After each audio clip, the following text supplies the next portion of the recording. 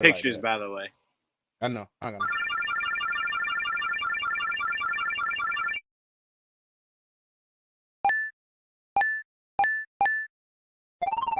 Excellent.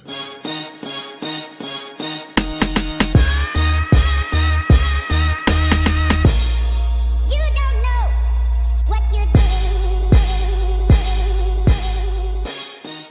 I am vengeance. I am the night. I am Batman!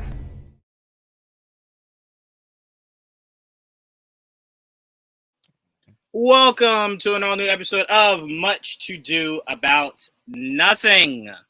This is going to be a very, very, very fun episode. Joel and DIdge will be hopping on soon. I had to do that, Trevon. I was thinking, like, you know, it's something to be creative. And I'm like, I like what I did. I thought that was pretty cool. Passing of Kevin Conroy definitely hurt. That was one of the OGs, triple OG, OG, triple OG, triple OG. So that one definitely it hurt a lot because for a lot of people, their Batman was Adam West, their Batman was Michael Keaton, their Batman was Kevin Conroy. So for me, I was literally born in '93, so Kevin Conroy for me was more so Justice League Unlimited than it was Batman the Animated Series. But nonetheless, the man was Batman. You know, video games, animation, live action for Batwoman. He just embodied what it meant to be Batman for generations. So I personally want to thank Kevin Conroy for, you know, kind of getting me hooked on Batman. That's essentially what he did. It was between him and Michael Keaton that got me hooked on Batman. So I owe that man a lot. And he was very generous to me and Joel when we met him at Ace Comic-Con a few years ago. Took pictures with us, gave us autographs, extremely nice person. Just nothing but respect and love for Kevin Conroy. Trevon, do you want to say anything about Kevin Conroy? I think he had such a longevity in his character. It's crazy when you think about the amount of things he's been in and done. And since you mentioned about the live action, I was happy to see that when I got to see that in the Arrowverse crossover. I was like, oh, that's cool. Like they got him to do that and play a little darker Batman. I was like, you got to do a live action. You know, that was pretty cool. Yep. I was like, you know, now you think about like, oh, at least he got to do that before, you know, not just voice. And now he got to actually act it out. I thought that was really cool to think about. You know, as soon as I thought, I was like, oh, let me text him like, how you doing?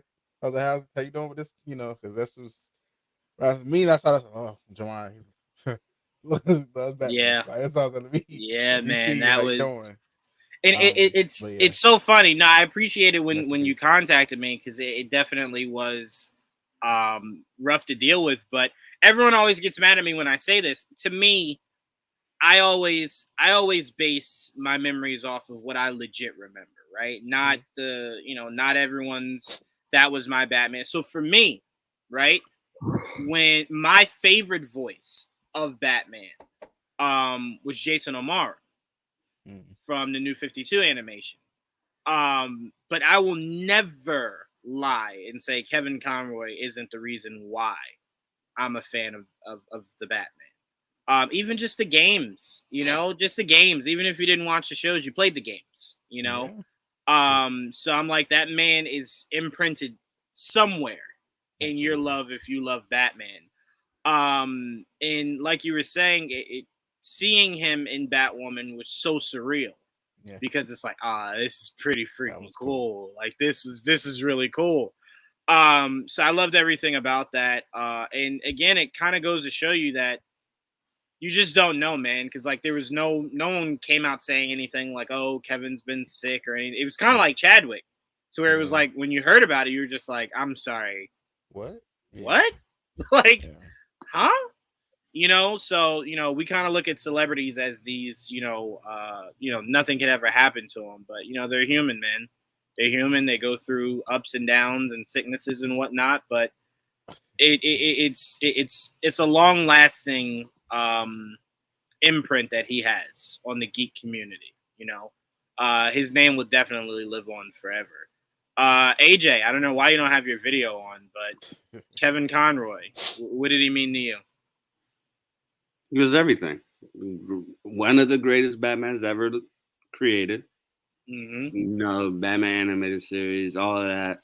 It sucks that he's gone now, but he's a legend. He will live on forever within the geek community, within his family, and all of that. He has a legacy now, and this is one of the greatest things that he's ever done. So, yeah, it's sad, but at the same time, we should celebrate all his accomplishments.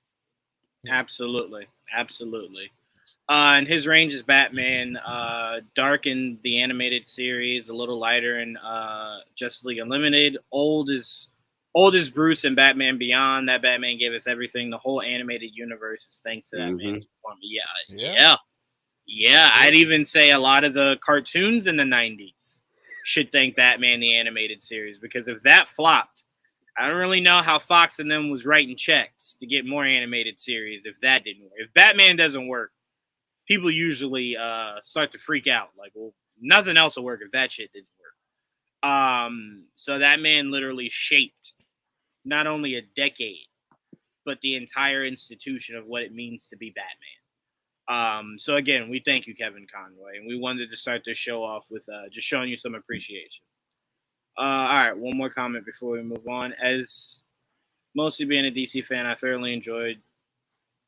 Oh, okay. Well, we'll get there. We'll get there, Derpy. We'll get there. Yeah. So before we move on, just definitely thank you, Kevin Conroy. Thank you, Kevin Conroy. Looking at that is just iconic. Just God, it's just so iconic. All right. We got all the sadness out. All right. Now, I told you guys I always start with a question of the day for these shows. So before we get into our Wakanda Forever non-spoiler review, our spoiler review will be Wednesday. I just wanted to give everybody time to see it at least twice, because just off one, you miss so much. So we're going to do that Wednesday, the spoiler review. The non-spoiler review is today, is what we'll be doing today. Oh, got you. I got you, Derpy. I'm sorry. Okay. You were saying it was much more, okay. I got you. Yeah, man, it kind of, it hit one after the other. It really did. It really, truly did.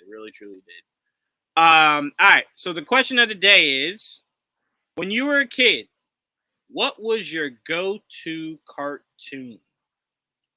I'll start it off here. For me, it was none other than Kids Next Door.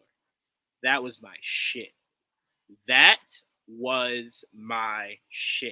It legit did Peter Pan better than Peter Pan. Like, it's the whole idea of never growing up. Adults are gross. Like, there's a conspiracy theory of adults trying to force kids to hurry up and grow up so that they can force them to get jobs and put money back into the institution. I loved everything about it. I wanted to be number one so bad. Wanted to be Nigel, wear the glasses with the red turtleneck. He was the coolest fucking thing for me ever. So Kids Next Door was my go-to cartoon. The theme song was badass. The premise of it was badass. I just loved everything about Kids Next Door. Trevon, you seen Kids Next Door, right? Oh, absolutely. Right?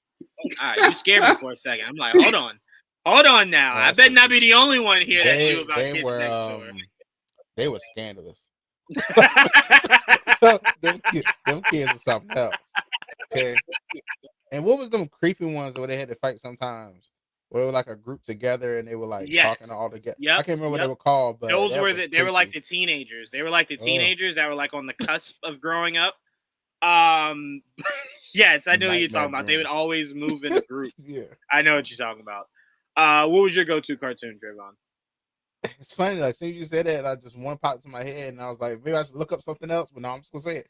Puppet and Scooby-Doo, man. I love Puppet and Scooby-Doo. Yeah. Wait, Trevon, how old are you? I am 33. I had to think about it. Okay. Yeah. But yeah, listen. That I can watch that right now and laugh. Like it's just fun. It's fun. I don't know. I agree. Scooby Doo is great, man. Like I don't know. I completely agree. It.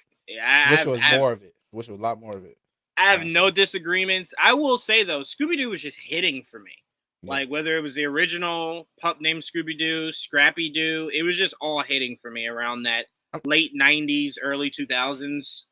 Constant change of Scooby Doo. I'm trying to remember when the 13 Ghosts of Scooby Doo was happening. It was like that scary version of it where they had like go get the 13 demons or whatever it was, and it started off with the scariest music. I still remember that one too. Scooby Doo just was great. Like I don't know, man. Yeah. I mean, hey, it taught a whole generation that hey, smoking weed is cool, bro. Look, Scooby Doo does it. What did I want? That is not what it taught me. Let's pause for a second. That is not what it taught me. Go ahead, AJ. That was in the 70s, so that's a whole different world that they were in compared to now. What does that mean? Scooby and Shaggy have been high through every generation of Scooby Doo. That's what I'm saying. Serious? That's right. That's true. I will tell you this, AJ. First of all, it's legal, so stop saying it like I said cocaine. I said weed, so relax. Second of all, Shaggy used to eat Scooby snacks. You got to be one high motherfucker. They were edibles. To look at dog treats. They were edibles. So why are you arguing with me when I said that these motherfuckers were high? Why'd you argue with me? This guy sat here arguing with me only to go, yeah, no. Anyway, it's not drugs. Stop saying that. Anyway, DJ Samurai Jack. I mean, yes. And Samurai Jack taught me you don't need to talk as much, right? Like we're so used to cartoons that just are so dialogue heavy. Samurai Jack used to say 3 words an episode. Where is Aku? That was it. That was it. That motherfucker's like silence. Rest of the episode. I gotta say shit. I'm here to fuck shit up. Find Aku. That's it. So I'm with you on Samurai Jack. Ben 10 is up there. I've been trying to get Joel to watch that shit. He was too old by the time that that show came out. He wasn't still watching Cartoon Network shows. I keep telling him Ben 10 was fire. It was fire. Actually, I've never seen it either. You've never seen it? Mm-mm. Early to mid 2000s cartoons was the best. I don't disagree. I don't disagree. I don't disagree with that at all. Y'all think heard of cartoon Fantastic Max? No, fuck did you just say? I'm about to Google what that. Were those words? You know what I'll say? You know what I'll say? And the hell is this? You tell me if this doesn't make sense. You tell me if this doesn't make sense, Trevon. I think the 90s had the most polarizing cartoons, right? Like I think they had the bigger name cartoons. But I do think the 2000s, early to mid 2000s, just had the better like it had longevity because you had so many, right? It wasn't just the main factors. It was just so many. That's subjective. Oh, and Rocket Power. Well, time out. Rocket it's only subjective if, like, I'll say this, DIdge. If you've watched cartoons in the 90s and the 2000s and mid 2000s and still rock with the 90s, I wouldn't argue you. But if you're defending the 90s, not having watched the 2000s to early to mid 2000s, then I would say definitely watch some of those, and then let me know if you still think the 90s was reigning supreme as much as we look back on them for. Oh, I did. Those 2000s were hitting, bro. They were hitting. I don't know. The 90s ain't have no Avatar. The 90s ain't have no Avatar, dude. Rugrats and Rocket Power, bro. I'll give you that. I'll give you that. You know what I'm saying? The 2000s didn't have those X-Men and those Spider-Man ones. Like, now, time out. You know what? This is borderline, so we can maybe definitely both. Wasn't that 99? But the X-Men, 90s didn't have. No, X-Men AJ was before I was Spider-Man. Like and Spider-Man wasn't either. Yeah. Yeah, it's like 92. The 90s didn't have Pikachu crying on Ash's statue for him to come back alive. That started in the 90s. No. But that movie was not the 90s. That movie was not the 90s. That was the 2000. No, it was 2000. It might have come out in 99. It was 2000. No, it came out in 2000. It was 2000. Come on, tell me if I'm wrong, DIdge. It was 2000. Let me take this. I'm looking at it. I forgot about the entire movie was called Pokemon 2000 just because of the year. It was. That's what I thought. Yeah, that's what I Yes, thought. that was the second movie. The first movie came out in 98. And by the way, Pokemon movie 2000 came out in 99. Pokemon, the first movie was the one. Pokemon movie 2000 was the one with Lugia and all of them. Oh, I because don't that's when I got that my one. ancient. That's when I got my ancient Mew card. Yeah, I don't remember that. I only remember the Mewtwo one. The Mewtwo one was snapping. That was 98. But I take that. I take that. So, I take 90s. No, I take that. No, I take that. Captain Planet and Magic School Bus. Yeah. Oh, damn, Trevon, that's going backwards. We trying to represent the 2000s and mid-2000s. Come on, man. Think about all the things that I watched. Come on, man.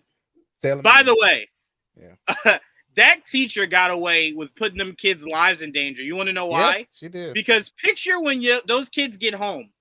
Picture how nonsensical they sound to their parents. We went inside of a body today, Mom. Mm-hmm. She's singing, "Oh, Magic School Bus." No, you didn't. Yep. Yeah. Like their story sounds so made up. The parents are like, "I don't believe you." Oh man, shit. They were gonna make it home a lot, man. I was like, oh hell yeah, Foster's Home for Imaginary Friends. That was my shit. Oh, Blue Regard. Oh, and then remember when Blue's first of all, who calls him Blue Regard? Brother? Hold on, that's who his calls name. him Blue Regard? Yeah, that's his name. It's Blue Regard. It's Blue Regard. No one calls him Blue Regard. What the hell? That is the first time I've ever heard somebody say that. Do you say Scooby or Scooby Doo? You damn sure say Scooby Doo. Shut up. Scooby. Honestly, my number one cartoon was Avatar, but go-to was Grim Adventures of Billy and Mandy because I took Kids Next Door. Kids Next Door was that shit, bro. I'm sorry. But Grim Adventures of Billy and Mandy was too dark for me. That shit, even as a kid, I was just like, it is a lot of death. Y'all are talking about the Cowardly Dog. Yes. The same. Courage. Man. Had no courage. Look, none. That's what I was waiting for. I'm like, was this shit in the series finale? When did he get the courage? God damn. That was a weird show too. Cartoons taking over for the 99s in the 2000s. That's what I'm saying. More sense when you realize it was all from his perspective. That's all I ever imagined it, and it just made it even funnier. Just like, this is hilarious. Yeah, all right, relax. Okay, they're vitamins now. That's how old that shit is. No, don't do that. Don't do that. Those shows are so old. They're vitamins now. Those shows no more. Damn right we don't count those shows. Hell yeah. Excuse me, Stone Age. Shit. Y'all weren't even born when them shits came out. I still watch them though. Right. Because that's all that was on. So the 90s gave y'all good cartoons. Anyway, AJ, what was your go-to cartoon as a kid? Challenge Showdown, Arthur. Oh my God, Challenge Showdown! Ooh, when they stole Krillin and made him the main character, I love that. Stole Krillin. They stole Krillin and made him the main character. Oh my God! Oh, they sure did. They watched DBZ one day. Too. You can't lie. He sure was. I'm gonna be honest with you. I think the creators of that show said, "Yo." They was shitting on Krillin, bro. We might have to revive him, make him dope as hell. And then boom, they did it. They did. Oh, Recess was fire. Yeah. But the only reason why I don't talk about Recess is that Recess fed into the racism of the 90s. Every black friend played basketball. I didn't like it. And they wore some form of a jersey. Gerald wore a jersey. The black kid from Recess wore a jersey. Like, it's just, I didn't like Doug's friend that we all know was black, wore a jersey. There was a narrative they were putting out there. Yeah, there was a narrative they were putting out there in the 90s. You did not call him Krillin. He was Krillin. That's all I know. But no, just pick one, AJ. It was Xiaolin. Do I have to pick one? Yeah.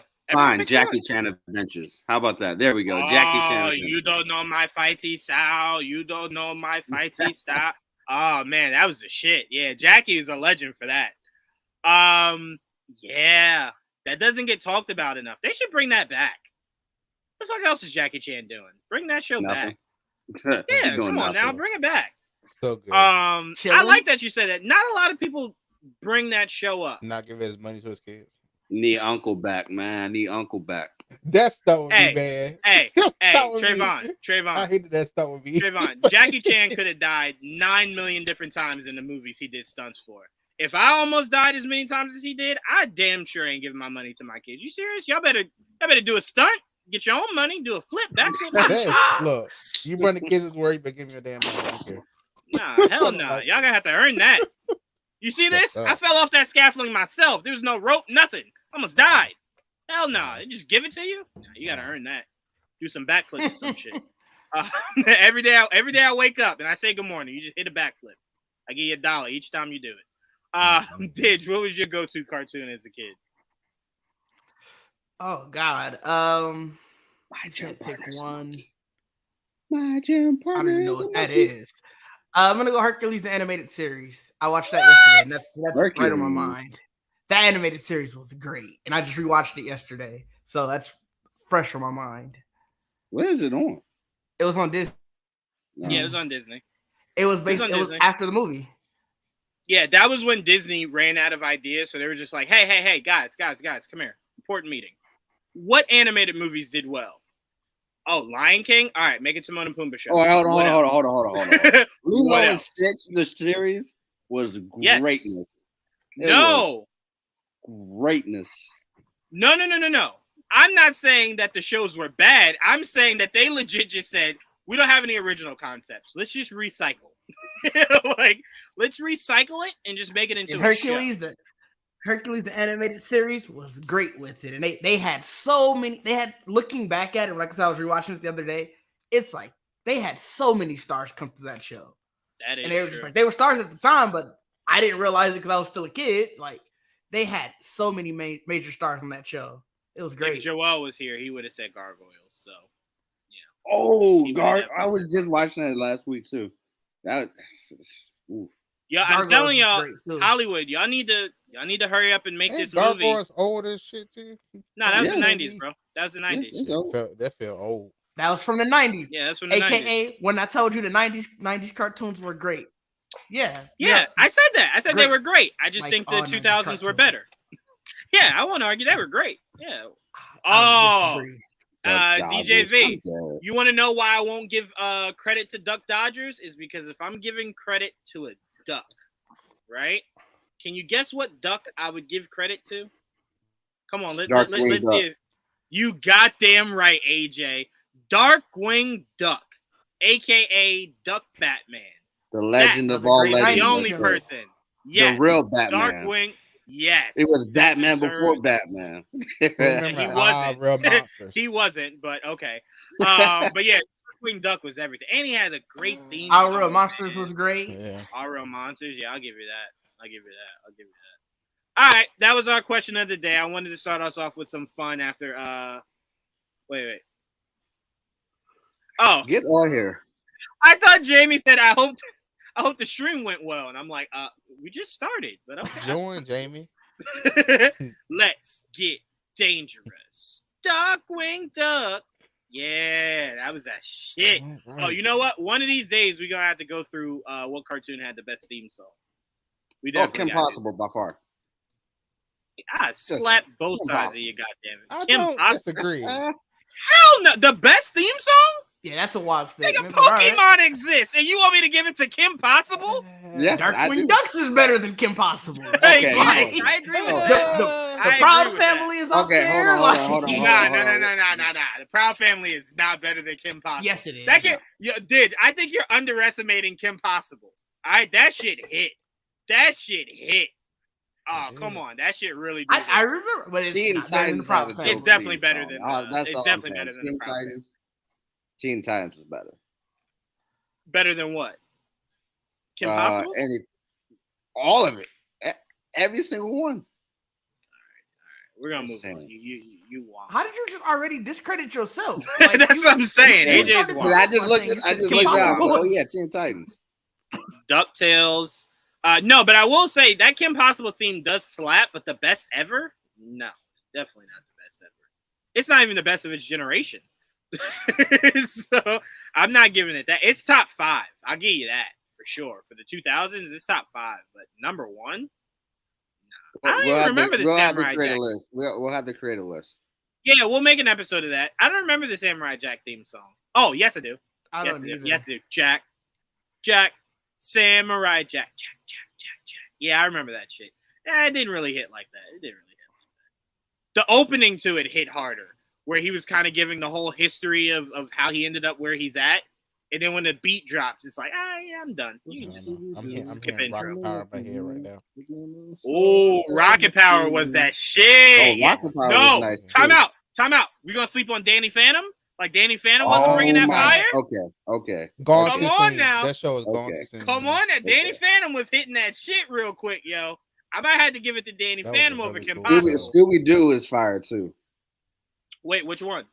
Because you got the first one. Let's do Scooby Doo. Yeah, we're coming after you. That one.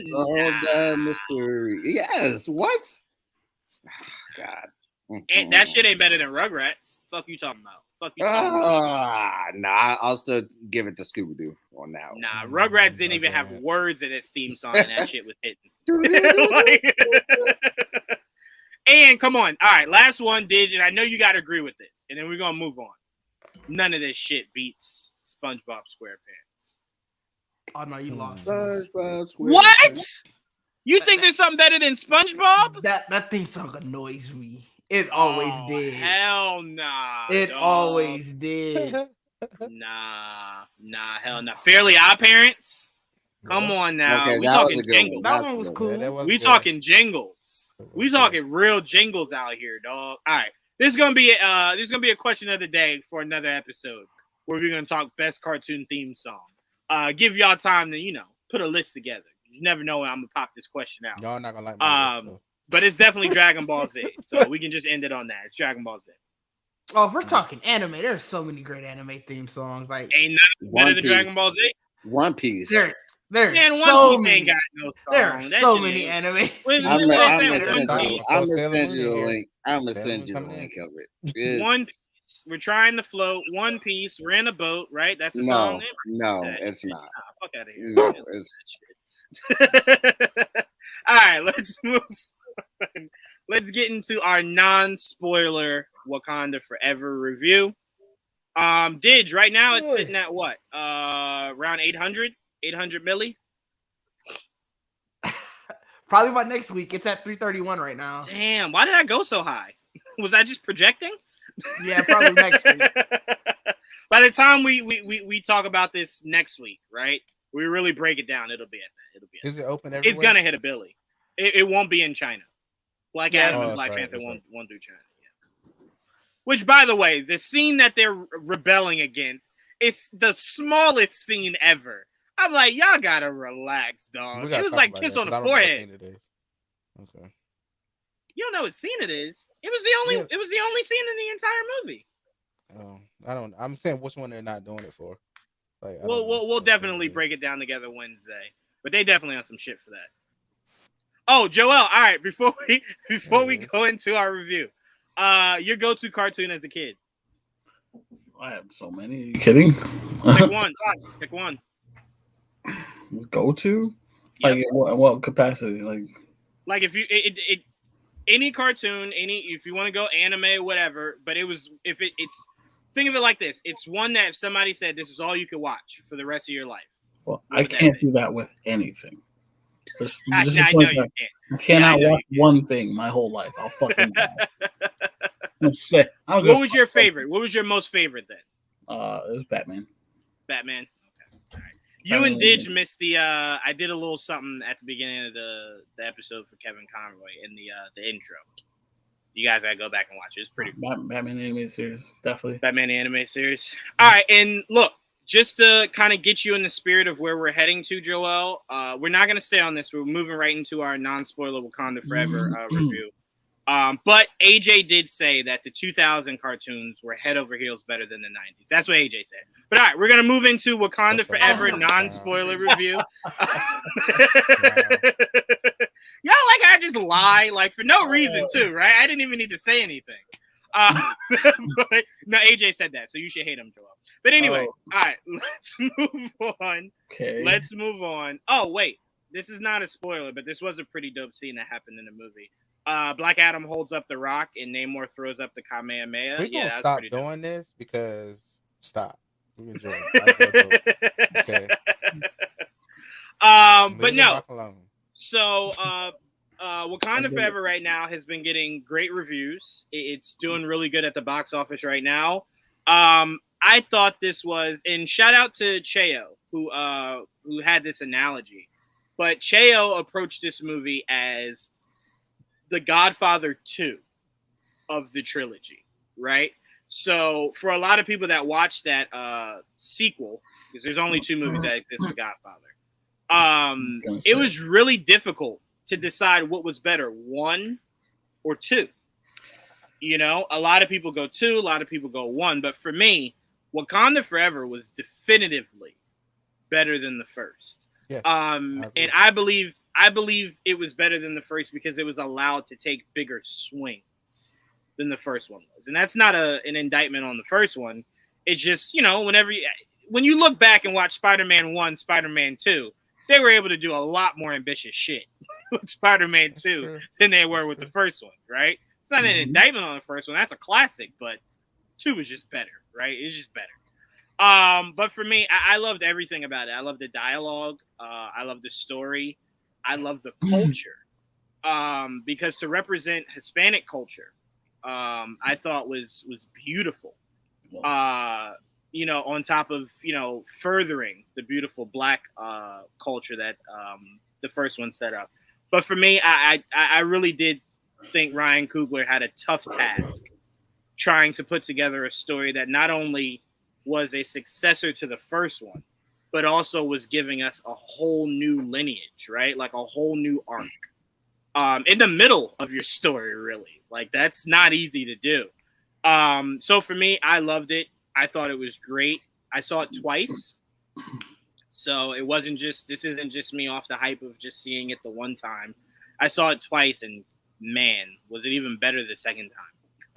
Like, was it even better the second time? Because you could pay attention to a lot more of the Easter eggs and stuff like that. So it was great. I will say the one thing that I wish was a little bit better was the crowd reaction for the second one. When we went the second time, there were so many dope things that were happening, and it was just like there were no gasp, and it was just like none of y'all got any responses to this cool shit you saying. So that was a little disappointing, but I loved it. I thought this was an amazing time at the theater. DIdge, I'll go to you. What were your thoughts on Wakanda Forever? It was amazing. I also saw it twice. The second time I went, there was a lady in the theater in tears the entire time. Like, from start to finish. And, like, obviously we can't give any spoilers, but you guys know the scene where it started, because it's the scene, it hit everybody. Right. And it hit there, and I promise you, you could just hear her the entire time. I was like, man, I hope she's with somebody who has her. She needs to be because she's having a rough going. But no, it was great. I enjoyed it thoroughly. I don't know if I think it's better than the first one. I do have them neck and neck. I'm gonna let it sit with me before I make any judgments like that. But the performances were amazing.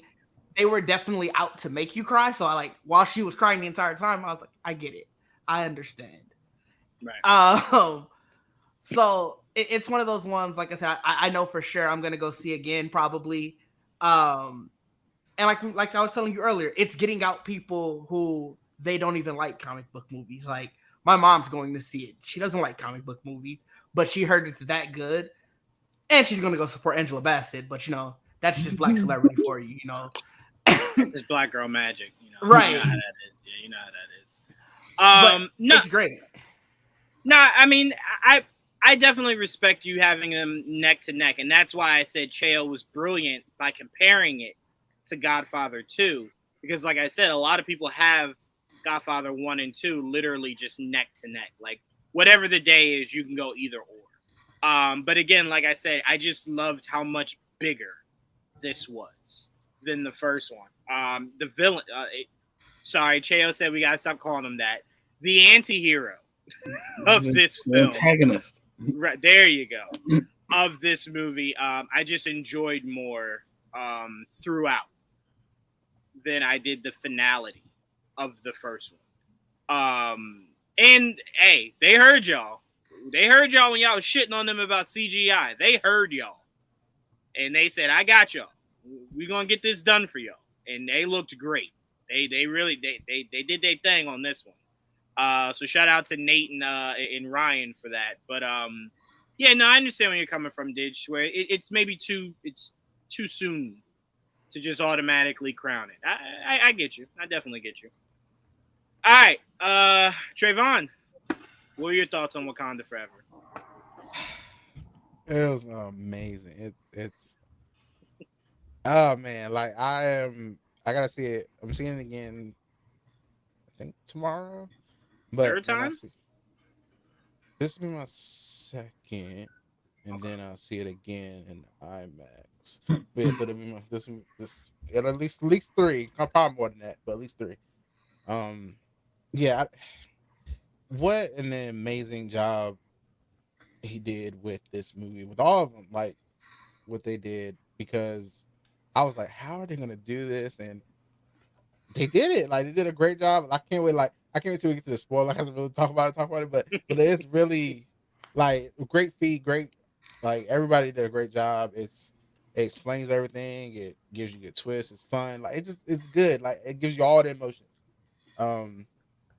Yeah, the Namor was great. It was great. I just can't wait to honestly see more of what they can do in this world. Now, just curious what's next. What else to say? I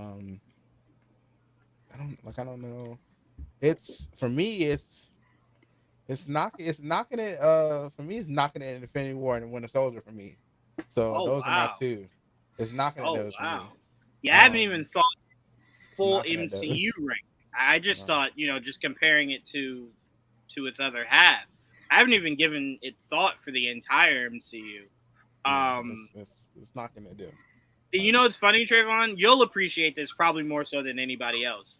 But I didn't want to give it a deeper MCU look, because if I had to pick my favorite Phase 4 movie, it's still Shang-Chi. It's still Shang-Chi. It's still number one for me. It really is. It's just so different and authentic in ways I didn't expect it to be. And it even changed shit that I didn't like, that I ended up liking, right? So much about that movie for me was just like, I'm not going to like you. And I left it going, you might be one of the greats. Like, you just might be. But maybe for me, like DIdge was saying, maybe I got to, whether it's see it another time or just sit with it a little longer to give it a larger scale ranking. But right now, I only limited myself to just comparing it to the first one. I couldn't even begin to think about this. For me, this one just completely pushes the first one. Like, this is so much better to me. Yeah, I don't know. They did a great job. I can't say one more because I don't want to say anything else. But yeah, that's about it. Yeah, that's it.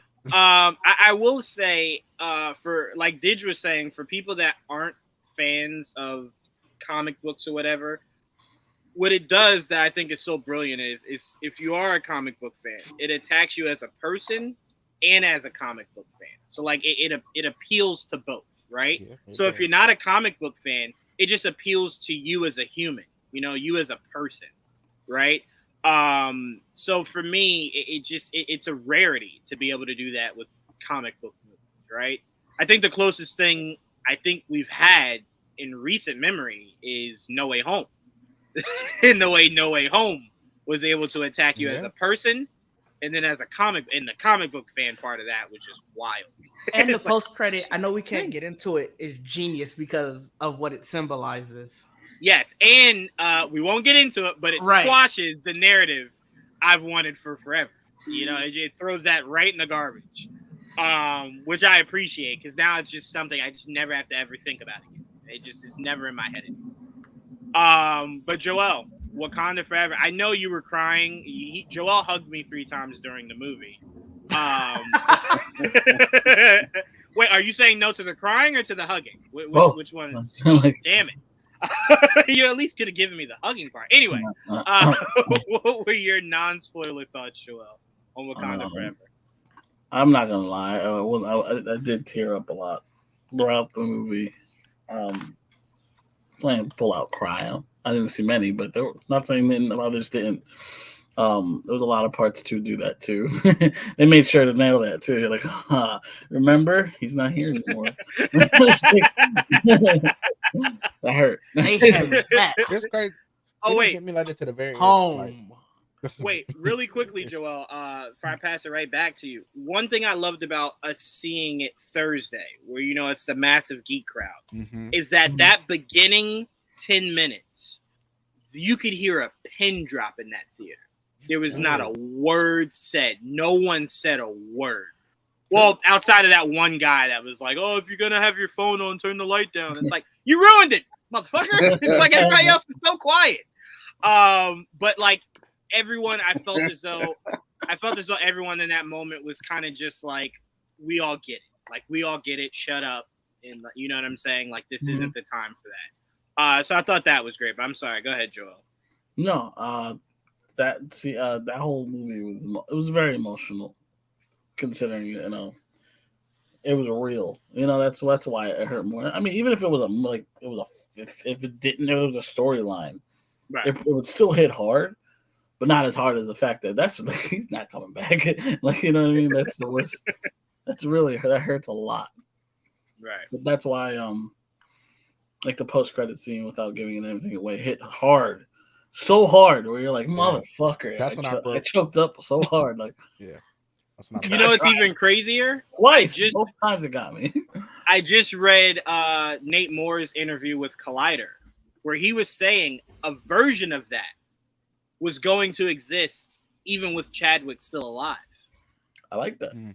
Right? But he said we repurposed it once he passed away to kind of mean something else. But that was always going to be a structure to a degree of this movie had he not passed away.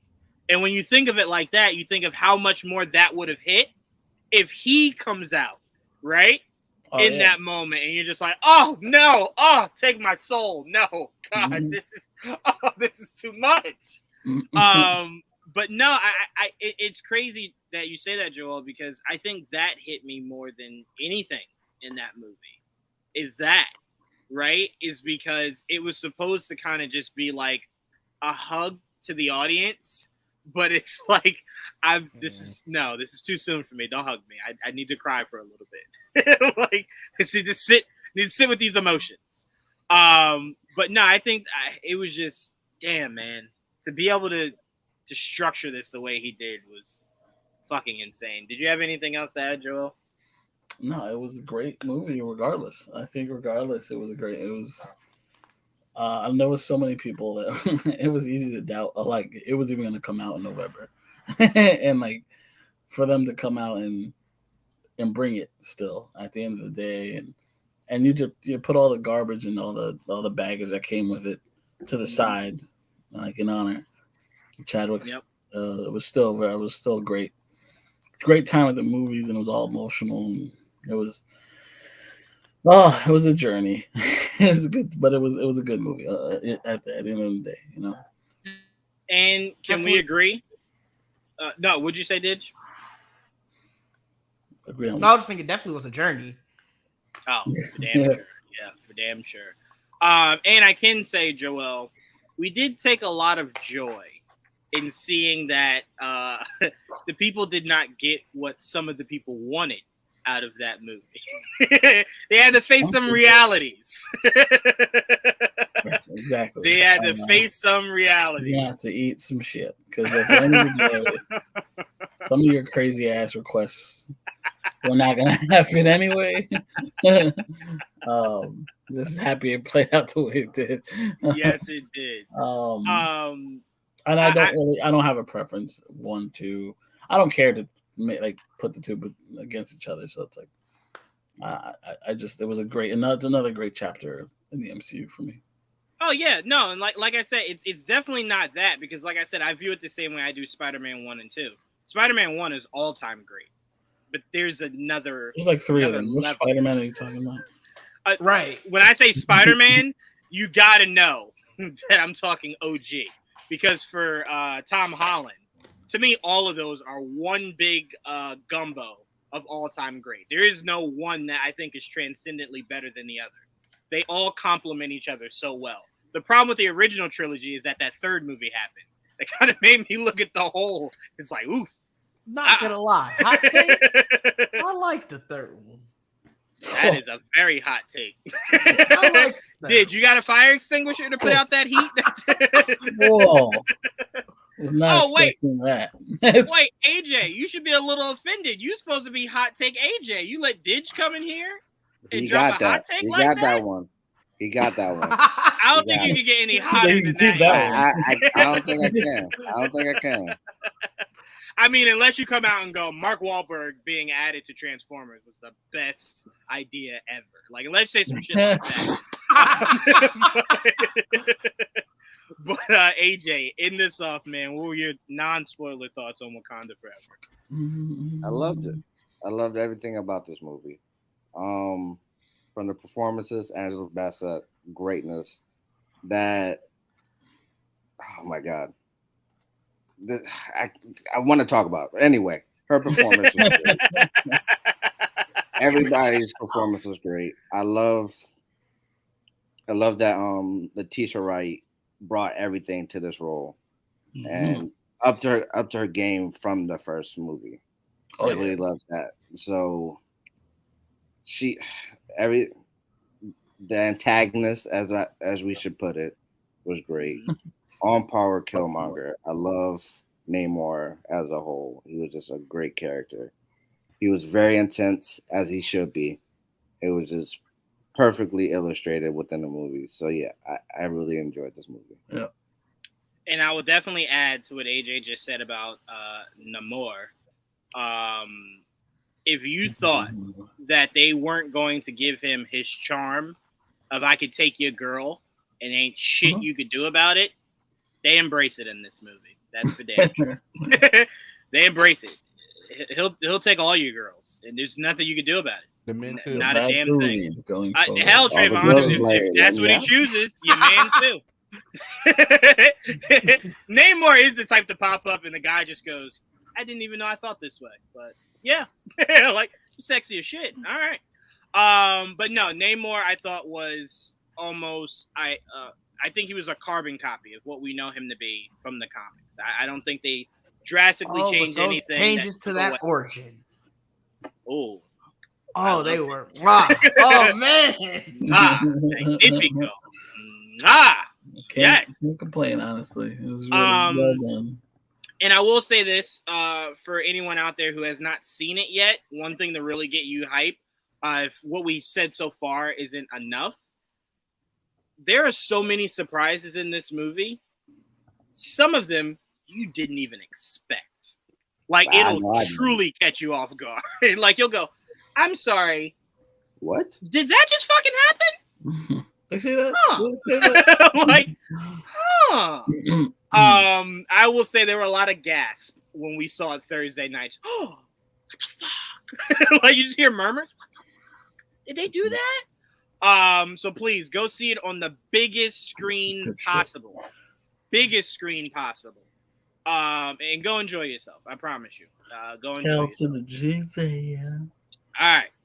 Let's move on. Let's talk about some theories. And that theory is, well, not theory, rumor, really. And that rumor is Tom Holland has reportedly signed his new trilogy deal for Spider-Man. Some are theorizing one of those appearances could be in DIdge's favorite superhero, Daredevil's Born Again series. Nah. It is possible. I wouldn't rule it out. I would not rule it out. I'm just saying. Me and Joel were just theorizing back and forth how Kingpin could be a villain for the next Spider-Man movie. So if that's possible, I don't understand how Peter Parker in Born Again is impossible. Talk about bringing my childhood to life. You know what they got to do now, Joel? They got to throw that theme song in there somehow. Yeah, that's a new one. New trilogy, new callback. So what I wanted to do instead of theorizing, because I think we all, maybe Trevon might be the only one that disagrees, but I think we all figured this would happen, right? So I don't think if this is indeed 100% confirmed, it's a shock. I'm about to say you're asking me if I'm shocked. Yeah, no, I don't think it's a shock. So the question I want to ask instead is, with the idea that this is 100% true, what are some of the things you would like to see from this new trilogy of Spider-Man movies? AJ, I'll start with you. I would want them to go the route they're already taking right now. I like that there's starting to single him out a little bit more away from everybody. I hope they dive more into that. Bring in his rogues gallery, bring in Doc Ock, bring in Green Goblin. Just give him a more focused perspective on himself rather than the overarching MCU. Much like what they're doing with Black Panther, much like what they did with Iron Man. You still have that small thread of the entire MCU, but the entire movie as a whole, it still felt like a singular movie for those characters. So I hope they dive more into that within these next couple films with Spider-Man. Well, that would be interesting because he's never had that. Yes, he always had hope. That. So yeah. Also, I would want more web swinging. We did get a lot more within Far From Home and No Way Home. I need more. Yeah. I need more swinging. So yeah. Yeah, that second movie did not have a lot of web slinging. He was grounded a lot in that second movie. The first one he was. The second one he was swinging more so than the first one, and then the third one he was swinging more so than the second one. So really, because he spent a lot of time on the ground. There was not a lot of places to swing from when they were over in what was it? Not France. Where were they? Was it France? It was France. It was France. Yeah, there weren't a lot of places to swing from over there. He was grounded a lot. And then when they got back, like when they were fighting on that bridge, he was really kind of just swinging amongst the bridge. So it's like open city swinging. I think you got more of that in the first one and more of that in the last one. I think that second one was kind of dead air when it came to it. I'm not saying it was non-existent. You're muted, Joel, if you're saying something. I'm saying there was barely swinging in the first one. Not big city swinging. I really don't remember that first one, I guess. I damn near remember the second first one. Maybe I remember the first one. He was in Queens. The first one, they made a very big emphasis on him not swinging. And then the second one, he did a little bit more swing. I'm not saying he did a lot of swinging in the second one, but he did more than the first one. And then that third one, he did more. So we can say this: we all agree he did the most swinging in the third one. And the third one, yes. Yeah, okay, right. Because it was extra swingers there. Cool. All right. We're essentially all saying the same thing. It was just the small things that were getting confused. Okay. What we're saying is the whole classic, the original trilogy, Spider-Man swinging through Manhattan. Oh, right. We missed that. You know, that's basically what it is. The video games we did a lot of that in the video games. Yeah. And this last trilogy, he hasn't been in Manhattan that much. So now he will be. He lives there. I will say video games definitely skewed me because I feel like movie Batman and movie Spider-Man don't explore their respective worlds as largely as the games do, right? Because I swear, when I watch a Batman movie, I swear to God, it's the same 4 places in Gotham they go to. It's like a church. It's like the Wayne Manor, the Batcave, and GCPD. That's it. And it just seems like they rotate that shit. Except for the Batman. So like, the Batman, you get a lot more. Well, the Batman, you do get a little bit more, but Gotham is massive, and I kind of want that to be shown. That's why I think the shows can do that. The Penguin show, you can explore more of maybe the smaller parts of Gotham that maybe Batman wouldn't really go to. Like just expand it, make it seem larger. Because when you play Arkham Knight, that map of Gotham is very large. Well, the biggest issue with live action is budgetary reasons as well. Right. It is budget, but I will say this. Because a lot of times you could just shoot it on the lot and just make a lot of it look different. I just want to see more places. That's all I'm saying. They don't need to be extravagant. Like, you know what I'm saying? Like, it could be a beat up fucking garage somewhere or whatever. Just another part of Gotham that you're exploring. But that's what I'm saying. The shows can help. Say it again. You want a lot of driving for Batman because this. Oh, you goddamn right. With this new sexy ass car, you gotta go far. Oh hell yeah! You feel it. I take that shortcut all the time. Fuck this. There's a lot of that. So it's just the idea of expanding more. For me, I want to see new friends. I want Ned and MJ to come back maybe in the second one. Once Peter has already built a new life for himself, there's new friends, new aspirations, new everything, right? And then old friends come back, and it's the idea of, are you gonna make it to where they become quote unquote new friends, you know, or is that just the rest of the curse? Right, or is that just a part of his life he's done with? It's very I'm very curious, because to me, if you told me you're giving me Gwen Stacy and that's going to be the love of Peter's life going forward, I wouldn't argue. I wouldn't really have a problem, because you wiped out MJ. So I'm like, start over. I mean, sure. I said if you bring him back in the second movie, I'm fine. I just want to see new friends. I want to see Harry. I want to see Gwen. Like I want to see them. To me, they are very important to me. I want to see those two. So as long as I get that, I'm fine. That's really it. You throw in a little bit of Kingpin? Oh, fuck yes. Oh, yes. And I need that fight scene to be as good as it was in that Spider-Man game. At the beginning, when he and Kingpin were fighting, I need you to almost recreate that shot for shot. Because that shit was beautiful. Holy shit. People complaining about Hawkeye. Imagine him fighting Spider-Man.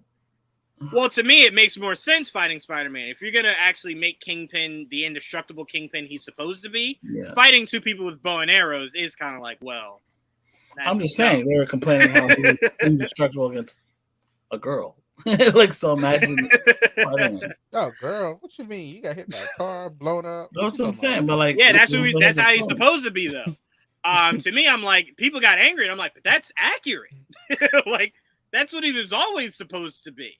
Now, did they embellish maybe a little bit? Sure, but I mean, again, Kingpin is supposed to be. The problem is they don't like, even in the comic, they don't really explain how.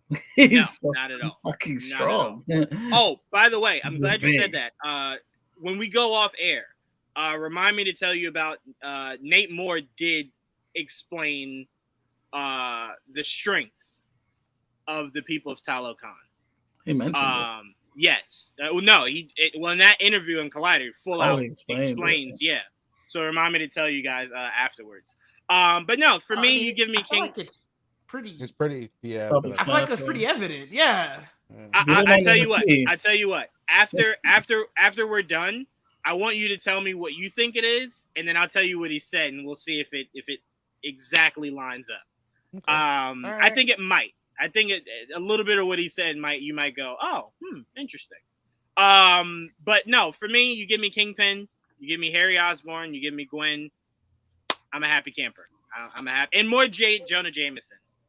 That too. Yes. And I'm a happy camper. Let me more JJ. I'm a happy camper. Sure. Because I want to see how he expands that business. Because No Way Home made it seem like he was like a small podcast, like one of those conspiracy theory podcast, right? I want to see if he expands himself, right? Like he makes it kind of bigger, you know? I mean, he had a whole news crew. Right? No, he for sure did. He for sure. But I'm saying I want to see, again, I'm not talking about making the Daily Bugle. I'm just talking about how can he make it in this digital era? What's the equivalent of that, right? Because the Daily Bugle was this mass, huge media mogul, essentially, right? So how do you do that in a digital space? You know, how do you become essentially like the Joe Rogan of the MCU? How do you do that? So I just want to see if they expand on that. Trevon, what do you want to see coming out of this new Spider-Man trilogy? This should actually happen, and let's see, Doctor Strange, maybe not reversing it, but letting us know that he still knows who he is. Like I just want like at least that. Well, also remember just really quickly because Joel brought it up. Also remember, getting MJ to kind of come back isn't as hard as Ned is, because remember when she looked down at the necklace, something in her remembered the necklace, just not the person who gave it to her. Right? So it's like, who knows if she starts to slowly try to figure that out, or Peter kind of helps her kind of figure out kind of half of that, and they kind of combine it, and it kind of just sparks something. The Ned thing, there's no romance there, and we all know romance is how you unlock amnesia, right? So it's like Ned might be There's a bromance. Yeah, there's a bromance going There's a on. bromance. You gotta unlock the bromance. We'll see if it's strong. We'll see if it's strong enough. Well, no, see, everyone keeps saying that. I don't want that, because then I feel as though if you do that for Ned, you kind of don't need Harry Osborn. I don't need that. No.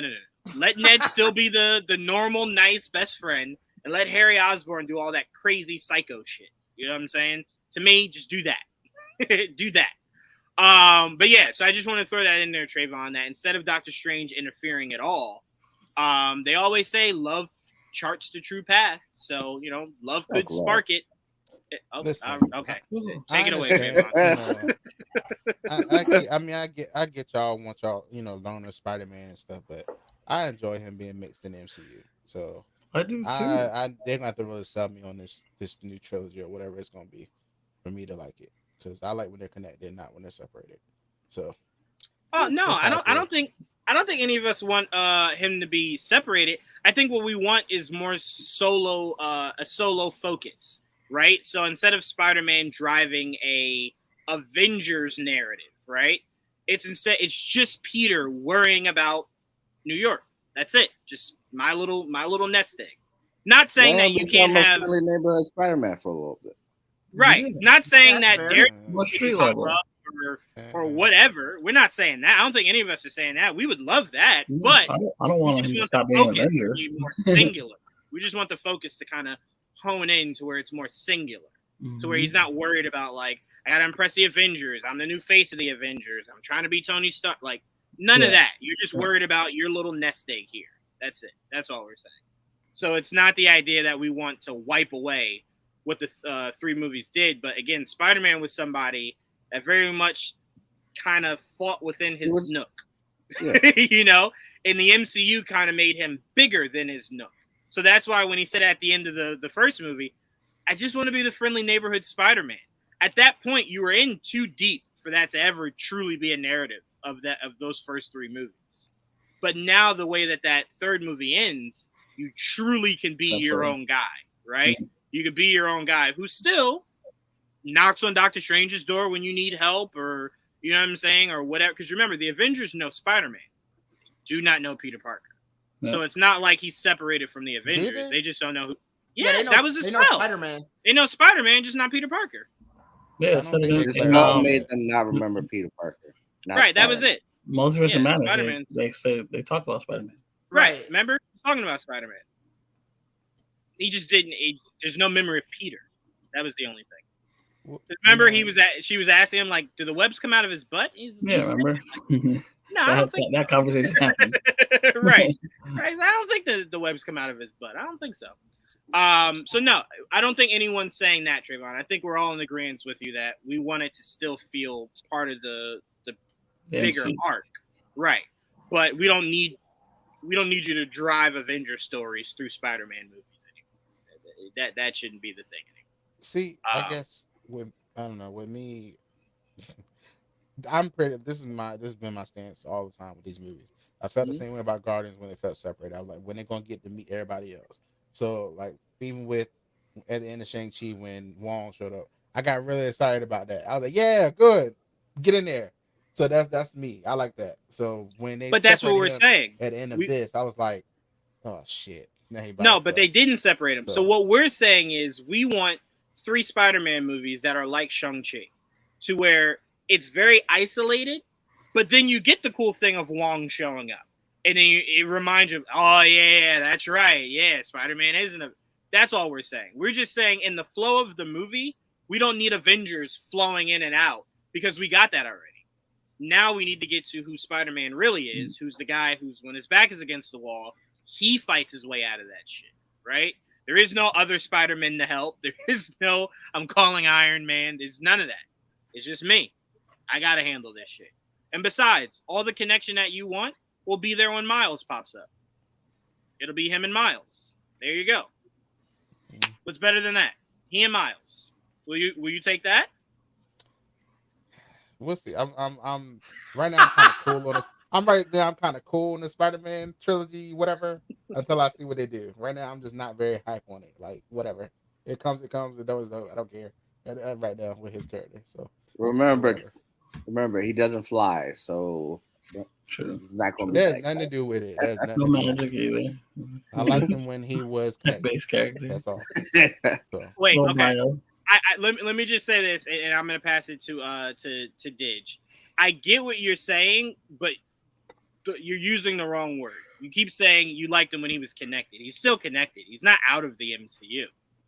He's just not in stories that have to do so heavily with Avengers. I get that, but now I feel like now they have the leeway to be like, oh, he's never gonna see.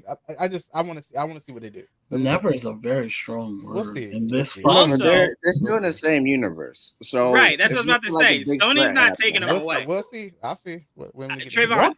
here's the thing: if Sony wanted When to did he take him leak away, this? you could have done it right They're after gonna the keep them first. very You could have did it right after the first movie. That movie was huge. You could have just taken him So- away right then. See, this is you think this is their way of making a solely Sony movie? Yes. Yeah, I do.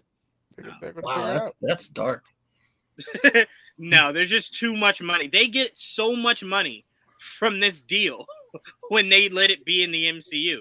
I don't see how This someone deal over there. would not make. This That's is not the funny. reason why they haven't brought Spider-Man into a Venom movie. Right. There's a reason why they haven't There's a brought reason Spider-Man. they did what they did to Venom. That's what it's. Yeah. There's a reason why at the end of Morbius it was Vulture, not Spider-Man. Like they understand. There was Kevin a rumor won't that let it you was do that. supposed to be, and it got It denied. was supposed to be. Joel, you remember the rumor of Peter Parker supposed to be in the first Venom movie? That rumor that was There's been early on. rumors forever. They've been trying to Forever. put these two together. Oh, I for a just long saw- But I time. keep- The rumors will be Saying them it on again. Sony to get you to watch the movie. But here's the thing, That's Trayvon. what You that got to stuff is remember. for. It's You never got to for- remember. Kevin Feige is the white Suge Knight. That shit don't happen around these parts, man. He hangs Sony execs over railings. They don't get Tom Holland. They don't get singular Tom Holland. That ain't how that goes down. He's in the MCU. So Kevin decides he does not need to be anymore. And that might There's be a what reason Miles. why they're focusing on their animated movies now. And Right. There's a reason why Bad Bunny is about the headline in a movie. They have no wait, what is the interest title in doing called? so. Spider-Man. What is the I don't Sony even know. The live fuck? action called again? The It's like Oh, we call it the Spider-Man. villain verse. We call it the villain verse. Yeah, but That's they what I have a was title for it. It's like Spider-Man Oh. something something. Hey, without hey. Spider-Man. Spider-Man Hey, time out, Cinematic time out. Universe. Don't give any don't shed any Sony. light on that stupid concept they created over there by letting people know the name. Just call it stupid. I didn't say the full name. I said Spider-Man something. That stupid shit they're doing over there. Didge, what would you like to see coming out of this new Spider-Man trilogy? You know what? I don't know. I haven't thought about a new Spider-Man movie. Mm-hmm. So you feel as though it's still too soon? We got a lot of Spider-Man, so it's just it's certain Spider-Man. heroes. We get so many of them that I just don't be thinking about their next movie. It's just like, all right, whatever happens, happens. Same like when people talk Batman movies, I'm just like, all right, whatever happens, happens. Like We get so much Batman. I was about to say, Joel, it wasn't until Geek Vibes Nation that I started hearing just these crazy words out of people's mouths of no, man, I just saw it. I'm not in a rush to see more. And I'm like, since But that's the when? thing. I didn't say I wasn't in a rush Inject to it in see my more. veins. I'm gonna see it. I'm gonna watch it. I'm excited for it to come. But it's like we got so much that it's like there's been so many ideas. Do what you want. You did What is enough. so much? You haven't gotten enough. You haven't gotten enough. I'm gonna be there. You know, I'm gonna what I be here always for say, it. Didge? You know what I always say? When I look at the MCU, I feel as though there's very few things the MCU has done wrong, right? So if like somebody was doing like a reject MCU to the side with the same characters, but they're doing like a reboot of these characters, I would go. I'm not in a rush to see that recreated because almost everything was done so perfectly. The problem with Spider-Man and Batman's history is a lot of some of that shit was not done well. So That's it's fair. like, I want to see you take the good and mix it with and take that bad that they did and make it better, right? So it's like there's so many things you can do that could be done perfect. And that's fair. And like I said, I'm not saying it in a way of like, oh, I don't want to see the next Spider-Man movie or whatever. It's like, no, I you said eventually want to Spider-Man. see it. We heard it. I didn't. Nah, you said it. But you know, hey, that's fair. It's just one of those things where it's like, we've gotten so much of it, and I'm just like, all right, well, let's see what's next. I'll let you decide. So, whatever. DIdge, like Shannon always says to Skip, I want you on the record, DIdge, you have Spider-Man and Batman fatigue. I want you on the record. Go ahead. That's not what I'm saying. Like I said, it's the point of I don't really care to debate what's gonna come next. All right, whatever comes next comes next.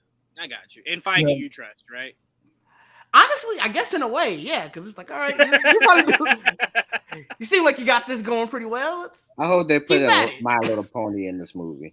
That's what I want. My Little Pony x Spider-Man. No, if you want to get DIdge to really show up and Yeah, care, the you gotta put bronies. Daredevil in there. You gotta put Daredevil in Spider-Man. Honestly, I DIdge expect that he's wise probably taking going that. to be in it. So it's Goddamn right. Greatness breeds greatness, DIdge. That's why he would be in there. Okay. You gotta Let's stop not your be hate too for hasty. You gotta stop your hate for Team Red, bro. What is with you in Team Red? You're not liking Spider-Man. You're not liking didn't say I didn't blind like people. Spider-Man. Like it's really crazy what your narratives are right now, dude. That's crazy. I know because you create all of them. You create some crazy I narratives. do. I really do. DIdge said fuck blind people. It was said out of his own mouth. We all heard. But Jesus. no, I definitely get you. It's one of those things to where it's like you kind of take it as it comes. It's not I want to really rack my brain around. It's cool. That's usually what I get out of Joel when I talk to him about things. Juwaan, I'm not thinking about that shit. Whatever happens. But I'll allow him to say it for himself. Joel, what are some of the things? I will actually see. Go ahead, I'm Wait, sorry. I take that back. I would like to see an actual Carnage done right. In the MCU? That's never going to happen. Ooh. I know Talk it's about not, but it's fatigue. You something I just like. got Carnage. You just got it. You just got it. Yeah, Ooh. did you get it right? No. Mo? No, you didn't. enough. No, you didn't. Alright. No. I didn't think it Good needed- enough. I thought it was good enough. See, you I know. don't accept mediocrity like Trevon. I need perfection. Trayvon didn't say anything. That was Joel. Oh, yeah. That's why I Joel said there. mediocrity. Venom. Look. Look. Trayvon Venom, said that. He hates me. Trayvon He was hates like, me, I see? didn't say anything. The truth comes out. I see how you feel about Look, me. I'm AJ. so I used got to it. Trayvon saying See? saying the Look. most BS things. I just Oh my my brain was like God. Trayvon. Okay. Yo, Joel slipped right, and Joel didn't even correct you, AJ. Joel said, "Yeah, that shit was Trayvon." Trayvon, I got your back, man. I stood up for you. It wasn't you. It was Joel that said that crazy. I'm always the bad guy. I stand by it. I didn't think I it was know that you bad. do. That's the even crazier part. You're I was doubling more down upset- on it. I was more upset that they killed him off than his portrayal. Oh yeah, I think we all were upset about that. I think my issue wasn't necessarily the portrayal of it. It was just things weren't done right. But Woody Harrelson did the best job he could. Right. I don't blame it on him. To me, it But wasn't- that it wasn't script bad. was just like, I don't think you know who Carnage is. But okay, all right, sure, I guess. Okay. I think I like Shriek more than I liked anything else in that movie, which says a lot. But I'm sorry, Joel. What would you like to see come out of this new trilogy? Joel, I'm asking AJ, not Trayvon. Just in case you got confused. Joel, go ahead. What did I like? What would I look forward to? I guess. Mhm. Well, I mean, he said it. He's gonna be more street level, so I'm looking forward to him being more street level. You know, exactly. He's living alone. I'm really looking forward to him living his life, having to regain his life because no one knows who he is anymore. Yep. So having to like get his like fucking degree, like his GED and all that extra shit, finding a job, living in Manhattan is already hard enough. Imagine no one knows who you are. Like it's crazy. There's a whole bunch, and he's a smart kid, so it's like I look forward to seeing him figuring everything out. Having to get like this is like basically Spider-Man back to basics. Like him and I figure out for rent. I need to like have rent money, dude. I gotta need somewhere to live. I don't have money anywhere. You know what I mean? Whatever I had left over is all I got. You know, him meeting new people. Where is he working? Like how is he making money? Stuff like that. Like seeing the new suit in action. Like seeing what other like street level heroes does he run into? Stuff like that. You know, like we already know he has a relationship with Daredevil. Do we get to see that again? You know, I want to see more of that. And like you said, like if he's just more street level, maybe we get Kingpin because he has to deal with more street level threats, and that's one of the biggest ones. So like I look forward to seeing the Spider-Man I kind of grew up with. You know what I mean? Except he'll be more alone because back then he at least had Aunt May and his school friends and shit like that. But now he's all over again.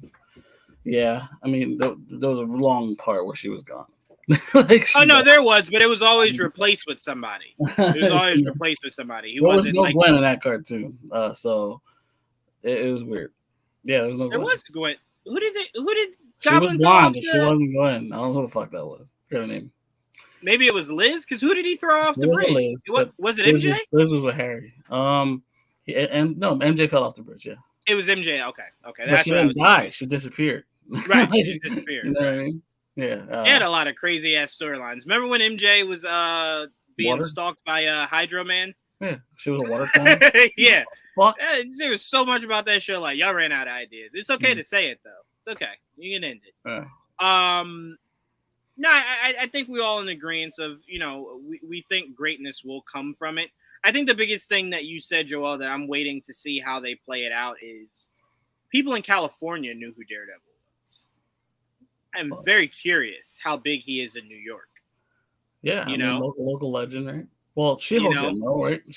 No, She-Hulk didn't. But again, she seemed like a lot of her life was to try to avoid the world of superheroes because of her cousin. So I can imagine that she's probably 100% out of that loop. Yeah. You probably wouldn't expect to see him in California either. No, not at all. Hell no. You're like, wait, the Devil of Hell's Kitchen. This is California. The fuck? So I am curious if Spider-Man is heard. You know they had a new Hell's Kitchen. It's in California, in LA, West Coast. It's the sequel no one wanted. But all right, let's move on.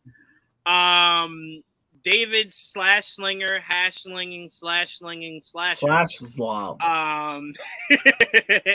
said that James Gunn and Peter are mapping out the next 10 years for DC and are building a Bible that will stretch across TV, movies, games, awesome. and animation. That sounds crazy. Oh boy, I bet Mike cried hearing this. He already complained about the homework he had to do for the MCU. He has to go to the games now. Yeah. Oh, I know Mike is in tears. 100%. 100%. It's like and I tell you, they're probably gonna hammer down a lot more than the Marvel Universe did. Mainly because of how, again, we gotta wait to see how much of this actually is true, but how long in years wise this DC universe has existed within the universe, not our years. So I'm like, if they wanted to retcon it, Batman has a Robin. That means you could automatically start heading towards Teen Titans shit, like off the rip, right? It's like there's a lot of shit that can kind of move fast as shit. So God bless him. God bless him. But again, this is homework I can't wait to do. But for me, this sounds great. This is what I wanted. But again, hearing that this Bible will stretch across TV and movies should be the final nail in the coffin for you Titans fans that won't let go. You're gone. You're gone. That's your confirmation. If you were waiting for one. Like magic. There it is. That was your confirmation. For the best. You know. Say it again, Joel. It's just for the best. Oh God, yeah. If you want there to be a generation that actually respects the Titans it's for the best. It's better. It's better you let go of this now. A writing room that actually respects Batman as a character. Yes. Or Lex Luthor for that. For that matter. Titans with the yes, and just people that love the characters, I think would also be really cool. And have money to do the characters. See, my problem is when you say that, Trevon, I don't think that show's problem is ever money. I think that show's problem is constantly. You just don't have people that care about it. That's most TV shows that have like bigger than, big characters that need the budget, like a Beast Boy, like Starfire. That's why you don't like a Cyborg if they were actually did it right. Right. Those would, and they do. I think they do a pretty good job of Cyborg and Doom Patrol, honestly. Oh, for sure. I mean, again, I think it could look cleaner. But again, like you said, when you're working with what you're working with, they do a good job for what they got. That's what you're gonna get. And the other characters too look great. So it's like they do a good job with there. But obviously, Titans they hold back a lot. You're sitting there like, okay, I'll let it roll. And we're for season 4, we're finally getting multiple transformations that we're not seeing, but at least he's doing them. And then we have fucking this girl who can't figure out what color she is, even though we know it's green, but they refuse to give her the green color. Why this show decides to do what it does sometimes is mind-fuckingly annoying, but I really do think they just like to piss us off at this point. But once the show gets canceled, I want to talk to the writers because you know what? My fear is hearing their explanation and hearing how people say to themselves, "This makes sense." Put it out there, like that. That's what'll make me very angry. They just gotta come out and say we want to do this, but they told us no. Oh, that's what they could say. That, yeah. But like, who's saying no? Who was in charge? But here's the thing, though. Arrow did that, but it worked, right? Clearly, they wanted to be Batman, but that worked, right? Again, it's not what anyone wanted, but it worked. So I'm like, if you're gonna change shit, that shouldn't be what it is. It worked until they pull stuff away. No. Time out. Hear me. How can you the concept of who that character truly is not what was portrayed in that worked. My problem with Titans is they're portraying them to be something else, and it's not working. Regardless if you think Arrow's a good show, that's not what my argument is. My argument is you wanted to do a Batman show, and it shows. But the character itself was not badly portrayed. Stephen Amell, I thought, did a great job, especially as he progressed with the character. Problem with Titans is I look at these characters, and I'm like, the good acting can only go but so far. Because when I look at Starfire and there's no green, I can't get past it. I just can't. It's hard. It's frustrating. Fucking Beast Boy, like Trevon always says, Beast Boy goes, "Hey, I can only do 1 or 2 animals. You pick. All right? I'm not just transforming in this shit." Or Piglet. They tell us he transformed into like 6 different things. And then don't show us, it. Right. Fucking see it? Please. But all right, let's bring it. Use the power of imagination. That's clearly what they want you to do, and that's my issue. But all right, let's bring it back to the topic at hand. Joel, I'll stick with you. My question to you will be, how excited are you to hear that the work is already flowing and going, and what time frame do you give them? A reasonable time frame do you give them to start delivering us some news of this said map that they're building? I have I don't know. I am excited to hear that there is at least a plan, but we've heard this before. Bible, the Bible, that's new. Bible, that's a new concept, but the last regime, the last regime took a notebook, and was mapping out 30 years. It was sticky notes, and they're like, nothing else to connect. And they used darts, and it was weird. Look, it was only a couple months ago where I was literally absolutely frustrated with this whole fucking thing because I didn't know what was what, where, what, and even now I still don't know what the fuck is going on. But there's at least some clarity, and just the idea of Henry Cavill coming back as Superman, there was enough clarity to give me some type of positivity towards the future, which is rare with this damn company so far. So I do trust James Gunn and his vision and whatever the fuck they end up coming up with, and the people around him. So I am looking forward to seeing what is the first movie to jump off and be that jumping off point for them. You know, it probably narratively it'll probably end up being The Flash, but I'm saying their first movie. You know what I mean? That they're responsible for. I'm guessing will either be Superman or Constantine. Maybe it might be Superman. That'd be fucking cool. I mean, if like it starts off again with Superman, but this time we actually proceed the right way instead of going you do everything the right way. Right. It could be Constantine if that connects. I don't know if it will connect. I'm not sure that's the best way to start the universe. I also don't know. I gotta really see what David's mindset was. How do you say yes to this if your plan isn't to connect it? Who the fuck asked for this shit? I mean, it's like the Joker. Green light. Well, no, the difference is like I could at least get that, right? Because that was at least like you giving a director a chance to do a true think piece project, right? So it was a real true think piece project that you were aiming for high aspirations like Oscars for, right? This is Constantine we're talking about, right? What need or aspirations do you have for this shit if it's not to connect to a larger universe? You have to separate yourself from what their idea. Like Keanu Reeves has been wanting to do a sequel to that movie for the longest time. And I get you. And I'm saying you can let him do it. It's a niche film that there are fans of. It didn't make the shit ton of money, but it has a fan base. And that's why I think they're doing it. It's easy money, I think. But no disagreement. I'm just saying the idea that you don't want to connect it is super confusing. Because like the Joker, like I said, I could understand. You did it for money and you did it for awards, and you got both. But this, this is very confusing to me.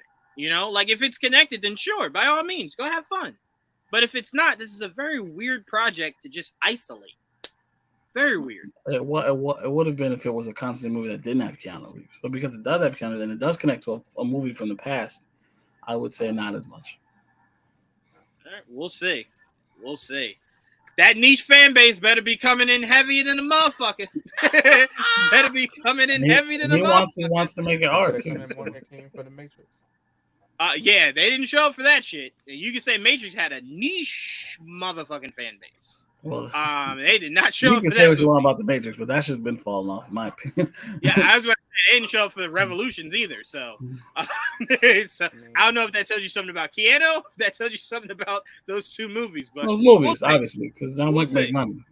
Yeah, well, again, John Wick makes sense and is actually a good movie. But that's what I mean. A good movie will make money. The Matrix also got released streaming at the same time, though. Mm-hmm. No, it did. But again, DIdge, I also believe Revelations was not a good movie either. So, I believe you put this new one in the theater only, it doesn't do any better than what it actually did. But DIdge, I'll go to you next.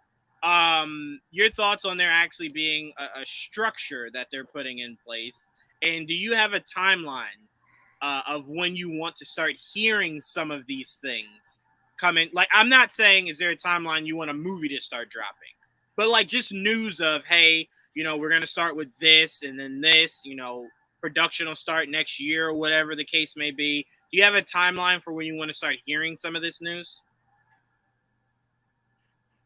Probably. So the timeline aspect, probably by when Shazam comes out. I think that's what, March of next year? Right? Yeah, March. Mm-hmm. So yeah, that gives them time to. I mean, you don't need to rush anything out like next week or anything. So yeah, I would say by the time Shazam comes out. And yeah, it's smart to do that. I mean, I don't think you need a 10-year plan or anything. I think Marvel goes kind of overkill with that. But just to say, hey, this is kind of what we're thinking to start off with. Mm-hmm. That's a smart thing to do.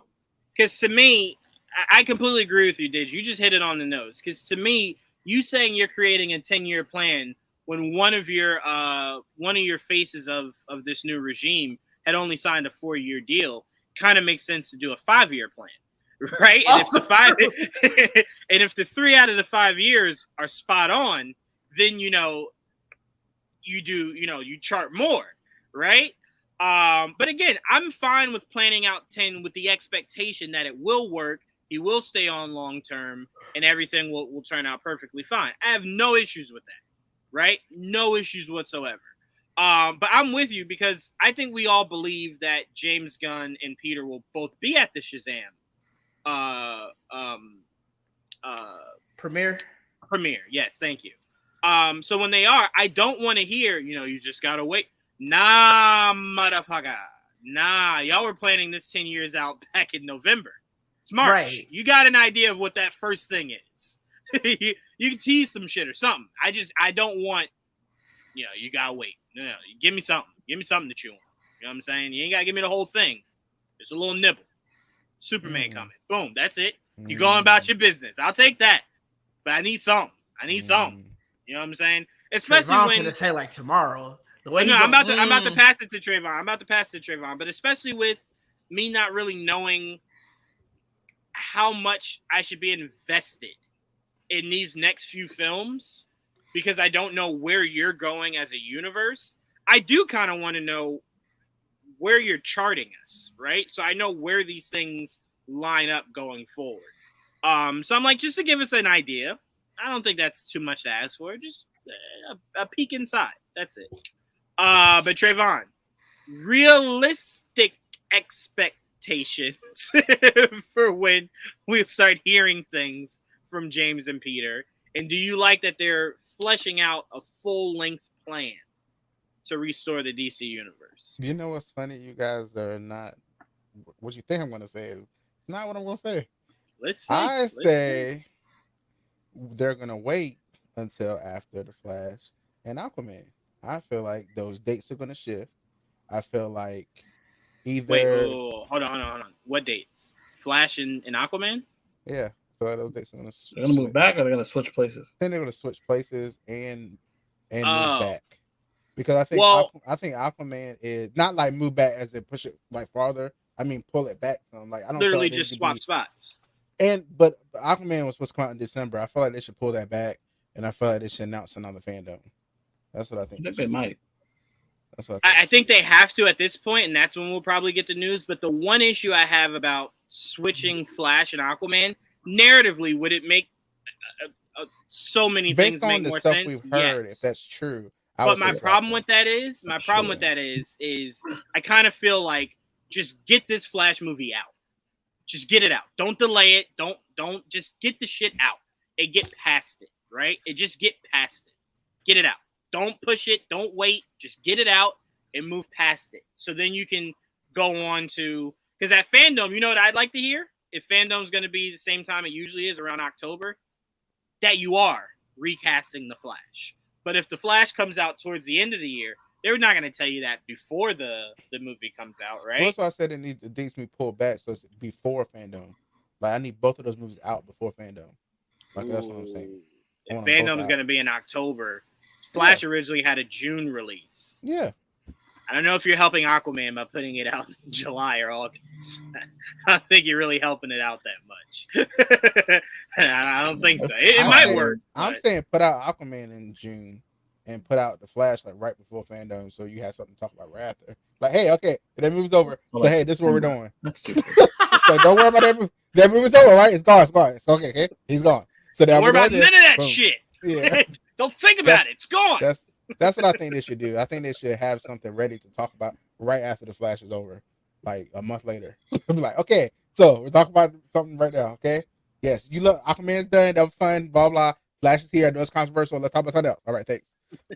that's why I think they're gonna do it. Because they also talked about how they're talking about revamping the services or whatever, and that's supposed to be at the end of the year.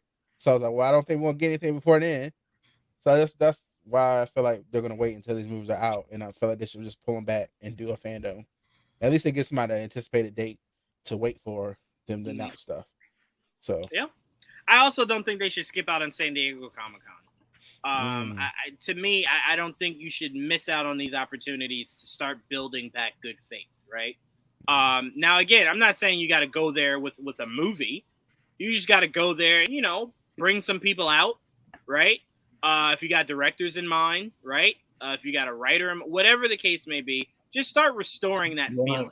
See, I don't know how they do that because depending on who they bring out, it's gonna be messy. Like whoever they bring out, they're gonna ask them something that's gonna be inappropriate. Somebody gonna ask them something crazy and they're like, "Oh shit." Or if they bring out somebody that people are like, "What the fuck is that person doing here?" Like, I just feel like it's just gonna be either way. It's gonna be messy. Hold on, no. Whatever they do, you're saying either movie. Time out. you're saying this with a person in mind. No. I see what you're Both saying. movies. Both No, movies. I'm not talking about for either of those movies. I'm saying if you go to San Diego Comic-Con, right? We're talking about in November, right? They're talking about they're building out the next 10 years. Mhm. I'm saying if you don't have your first 3 movies figured out by July, something's wrong. So by July, it should not be out of the realm of possibility.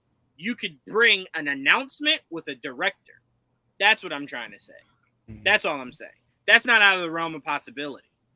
It's November now. You tell me between now and July, you don't have a concept of your first 2 or 3 movies? I guess that's wild. If they do the Flash in June and get it out the way, and then do San Diego Comic-Con and talk about, hey, we're doing this. So Aquaman is staying, boom, like like he's not going away, but that guy is. That movie's done. Well, again, that narrative you can save for a fandom. To me, you should just worry about doing cool things like recasting the Flash is not going to be at a convention. That's going to happen. No, that's what I'm saying. That's going to be a report. It's going to happen, and the next time we see the Flash again, it's going to be a completely different person, and we're never going to talk about that shit again. That's going to happen. They go to Comic-Con, somebody asking them some questions. You can ask all the fuck you want. They're going to ignore that. They don't got to answer. Yeah, they don't got to. Do you not remember people booing The Rock for his answer about Superman? I remember. Only to fucking deliver, and that's going to scare several them months later. again. Right, yeah. So to me, recasting isn't what I'm looking for. I'm just looking for announcements of just your first 1 or 2 movies. That's it. And you bring a director out. You don't even have to bring out your actor of that said movie. Just the directors. That's it. And boom, that's for me is enough. That to me is enough. 1 or 2 movies. Hell, give me a title card. Like, oh yeah, title card would be great. Yeah. Even a plan, because like fandom is where you would get the plan of what they're doing with their shows, their movies, their animation, and all that. Even though, by the way, I meant to ask you this, Joel. When Kevin Feige got the reins of cartoons, what has been the cartoon under Kevin Feige's belt? What's the cartoon? What if? Yeah, what if? Oh, no. I'm sorry. I took that more so as like the cartoons that were coming out on like the Disney Channel. That's what I thought. That's what I thought they meant. It was you would be Marvel handling cartoons, that also. Right? Yeah, Marvel cartoons. That's what I thought you'd be doing that also. Yeah. That's what I thought. Okay. But yeah, to me, fandom is where we'll get announcements like that. But San Diego Comic-Con, you should bring something. You really should. Especially with the way people spoke about how underwhelming you were this year. You should bring something. That was underwhelming. Wow. You should bring some cool shit. You really should. A lot has changed since that day. Oh, no, a lot has. But to me, you got to implement it now. Yeah. And I think the best way to start that is you go out there, bring a director out, like DIdge said, a title card, shit like that.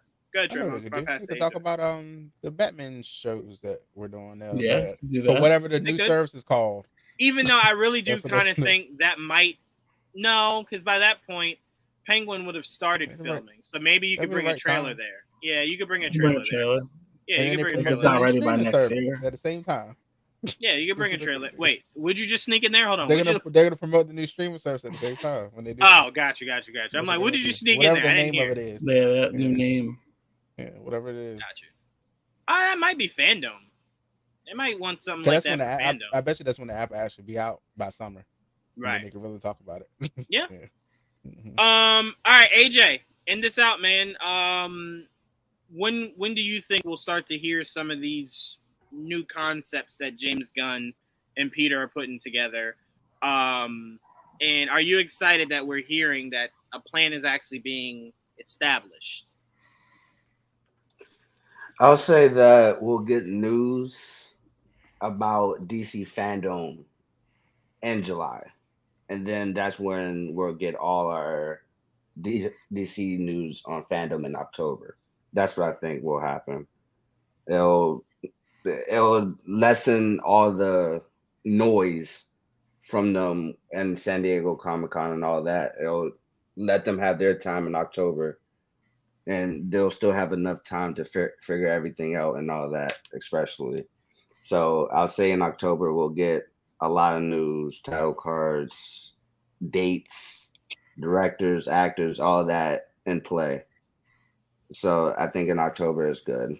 What I'm hearing now, I really like that they're saying they're putting together a Bible, which is very, very good to hear, considering how dense the Bible is. So I just like that term.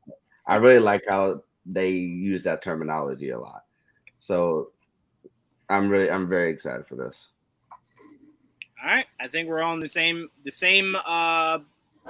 page that it feels like things are going the right way. And that's all we were ever asking. This is more positive news. Right. That's how I take it positively, obviously, you know. Yeah. I mean, to me, that should be the only way you take this, is that they're trying not to be what the last was, you know, and that's always great. Always great. We'll always take that. All right, we only got 2 more topics before we get out of here. Next one is, rumor has Fantastic Four looks to begin filming in January of 2024. Now, the reason why I wanted to make this a topic is, I'm going to start off with you, AJ. When do you think we will finally get this motherfucking casting for these Fantastic Four motherfuckers? It's killing me. You said January 2024 it begins shooting? Mm-hmm. I would say the third quarter of 2023 we'll get casting. So essentially, San Diego Comic-Con. Yeah. Okay. All right. Okay. I think we might all agree on that. Trevon, you laughing? You agree with that? Nope. We get him in Quantumania. Excuse me. That's very ambitious.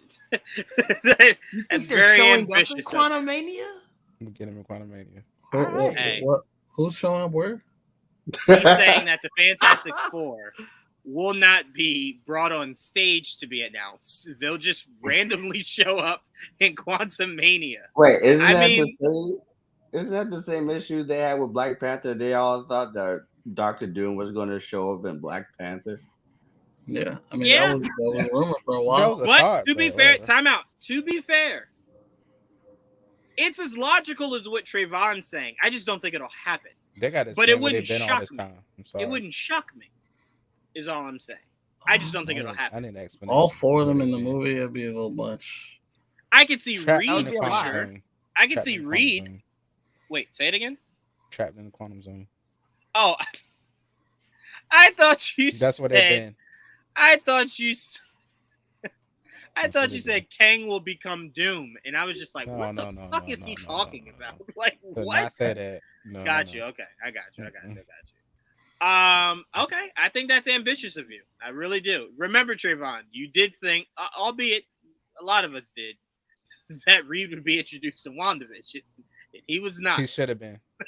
I just said, don't set yourself up for failure again, Trevon. He should have been, and they did it. They know what they were doing.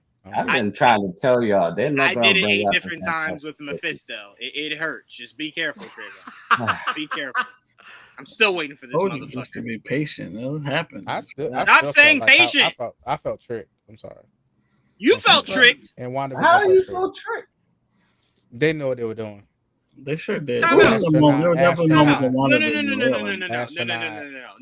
on. No.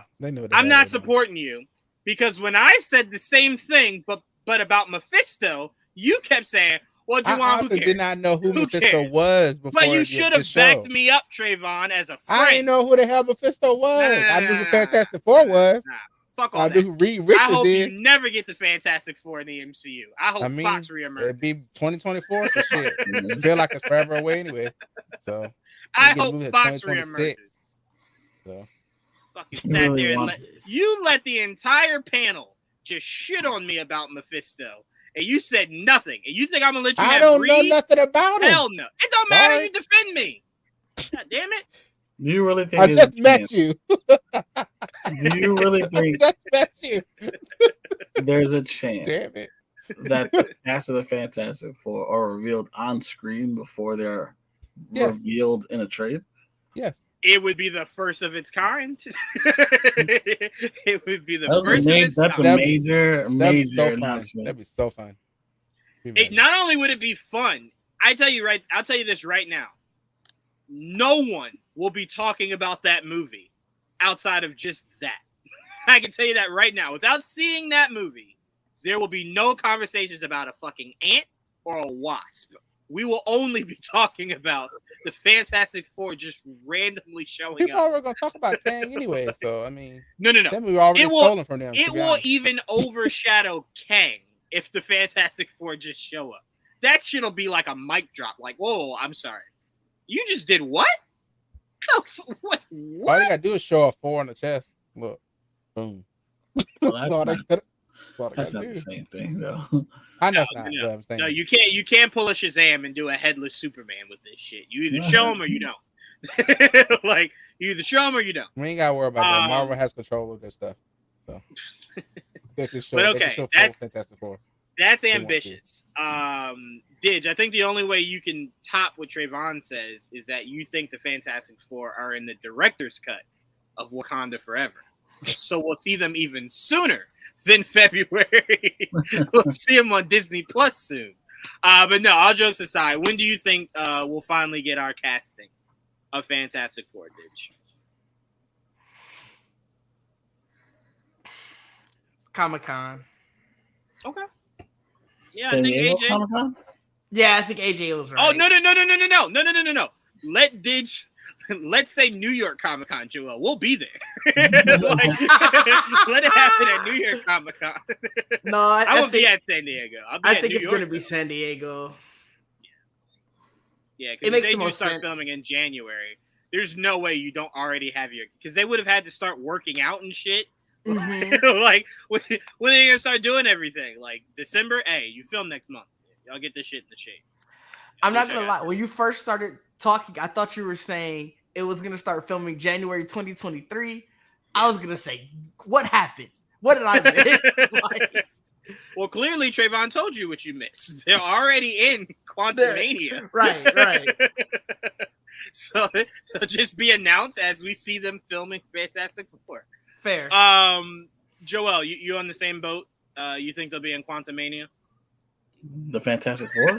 Yes. No, I do not. You need to support Trevon. Stop it. Enough. I just saying. I'm fine being out here by myself. Trevon, I'm going to support you. Quantumania is where they'll show up at. Because I've learned to stop doubting you. You spoke a whole movie disappearing into existence. So I'm with you. Fuck it. February, here we come. But Joel, where do you think? We'll see the Fantastic Four? We'll get our casting announcement. Well, definitely next year. I just don't know when. Well, I mean, come on now, Joel. That's too wide open. Do you think first quarter, second quarter, third quarter? Oh, it's definitely like probably around Comic-Con. I can see that. We'll probably know before that, honestly, but we're lucky. Yeah, what I find hilarious about this, what I find to be hilarious about this is Hollywood Reporter is sitting somewhere like, y'all motherfuckers think I'll let this shit get to July? Y'all motherfuckers might have this tomorrow. Keep fucking with me. Yeah, right? if it is in the Wasp, it's there's no way it doesn't get out. We're gonna walk around in the fuck around. Or the news is gonna be out. I was just about to say that, DIdge. We'll fuck around here. End. It's what the fuck? What did Trevon do? Like, how did he do this? The fuck?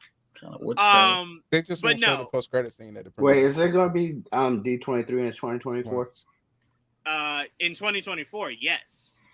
Not in 2020. Not next year. Okay. It's every 2 years. We just had it. Yeah, it's every 2 years. Yeah, we just had it, so no, it won't be. Yes. Won't be next year. So, were you gonna say they were gonna? Did you think they were gonna do the casting announcement after filming started, AJ? No, I was thinking officially reveal it after the movie already came out. We'd be sitting there like we're watching it though, guys. Like we saw it sitting in ago. the movie. No. But let me bring them out and introduce you. No. You did that. There was a whole red carpet, everything. We're good, Kevin. That's when they're gonna. That's when they're gonna unveil it. It's gonna be the red carpet.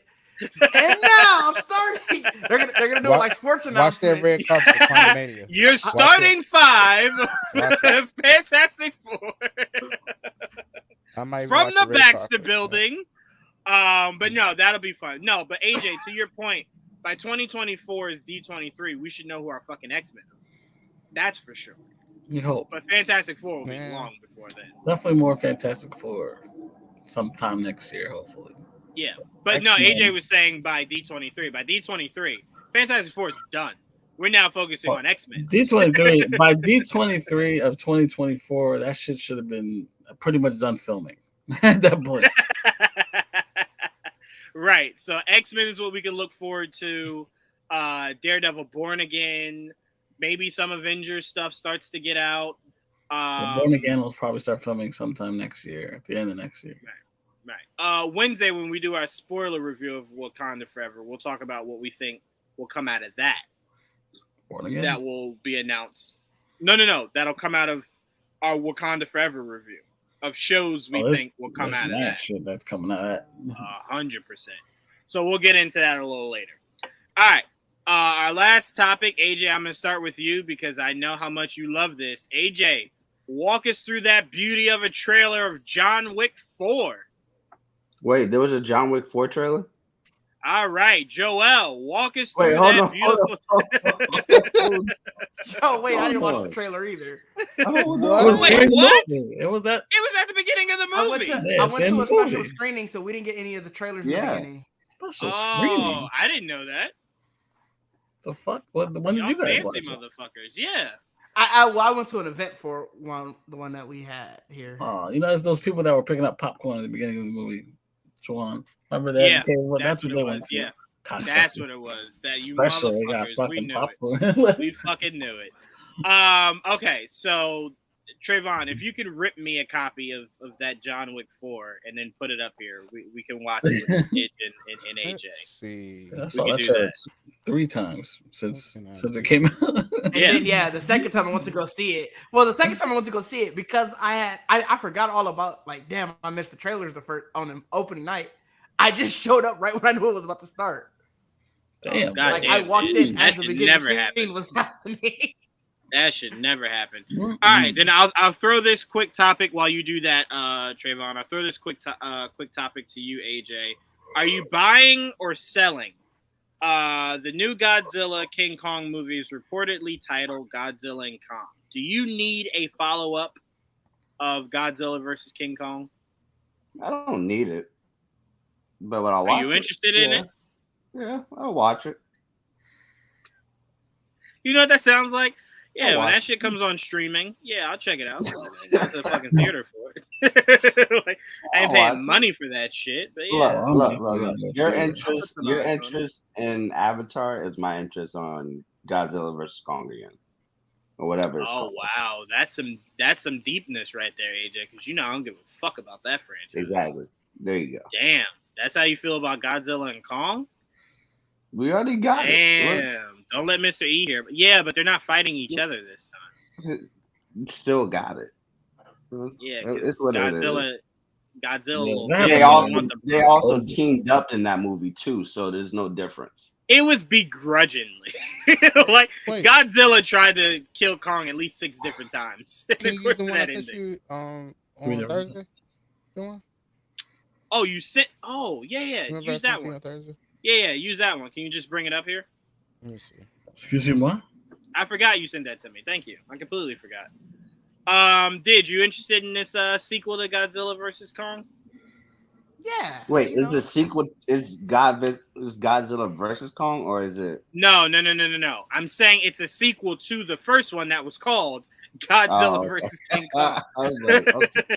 No, they're not gonna double down on them fighting again. They know King Kong would beat his ass, so there's no need to revisit that. I mean, that worked out so well. I'm about to say that worked out so well. I'm sorry. What's the title of that movie? That's why he lost. Oh, okay. Okay. I'm sorry. Time out. Let me ask you this. Time out. It's not. Let me ask you this. Let me ask you this. It was called Godzilla versus King Kong, right? Where else did we see this? Batman v Superman, right? Where the inferior person won. Nobody really. The inferior person won. Okay, we've seen this shit. I'll give you in Batman vs Superman, but Godzilla versus Kong. He don't got no fucking hands, and you telling me he could beat King Kong? He can shoot out a radioactive beam. And he can dodge it easy. Yeah, I can dodge it easy. He can dodge a ring. He can dodge a fireball. So well in that bit? Did he dodge it well in that movie? No. You know what happened? He tried. Did it kill him? Got his ass. Did it kill him? Yeah, he had to get brought back to life. Nah, he didn't have to get brought back. He was asleep.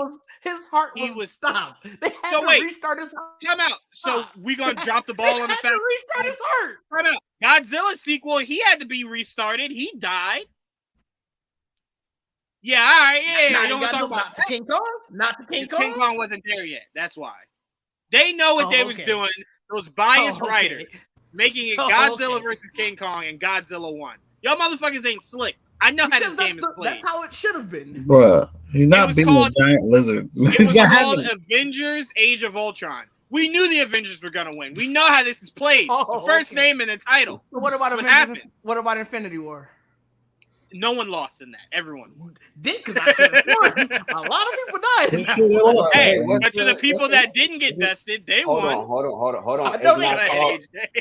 It's not called Avengers versus Thanos. It's Avengers Infinity War. It's not called Avengers versus Ultron. He tried to use but it's called Avengers Age of Ultron. I didn't know Age of meant. But it's not Godzilla versus Kong. It's called Godzilla. They're both in it. There's a reason why his name's first, Joel. That's what I'm trying to say. The name, exactly. It's just them motherfuckers ain't. It could be Kong versus Godzilla. It could be Kong versus Godzilla, and he still lose. He would. No, he would never lose. He's already lost. There's no never lose. Nah, he was a baby. He was a baby. Oh, okay. Yeah, he was fighting for people he loved. Who was Godzilla fighting for?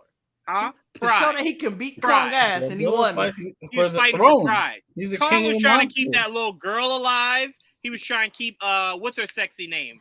Rebecca Hall. Trying to keep her alive. He should have tried harder because he almost got them killed. Man, fuck Godzilla. If Kong wasn't on Skull Island, he would have beat Mothra and all them motherfuckers. Killed them all in one swoop. He would have got his ass up by Mothra or something. All right. Well, Godzilla got his ass beat by what was that 3-headed motherfucking thing called? Beat his ass too. Ghidorah? Yeah. Ghidorah? King Ghidorah. Yeah. Ghidorah killed Godzilla. Kong ain't died by none of his villains. Just like Godzilla killed Kong. Kong didn't die by his villains. Nah, Skull Island, he was wrecking shit. Yeah, he's king on Skull Island, and then he beat him so bad he sent him to another planet. So wherever the fuck they sent him at the end of that movie. And you know what he's doing? He's pulling a Rocky. Earth. He's like, hang out. He's pulling a Rocky right now. He's gonna fuck him up. You can go to Gorilla Land. Trevon, you got the trailer. I'm sick of these people.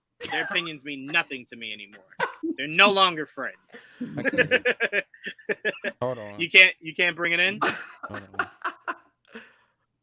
Let me see what I can do here. All right, AJ, I'll ask you this other one while Trevon does that because Joel and DIdge had to leave.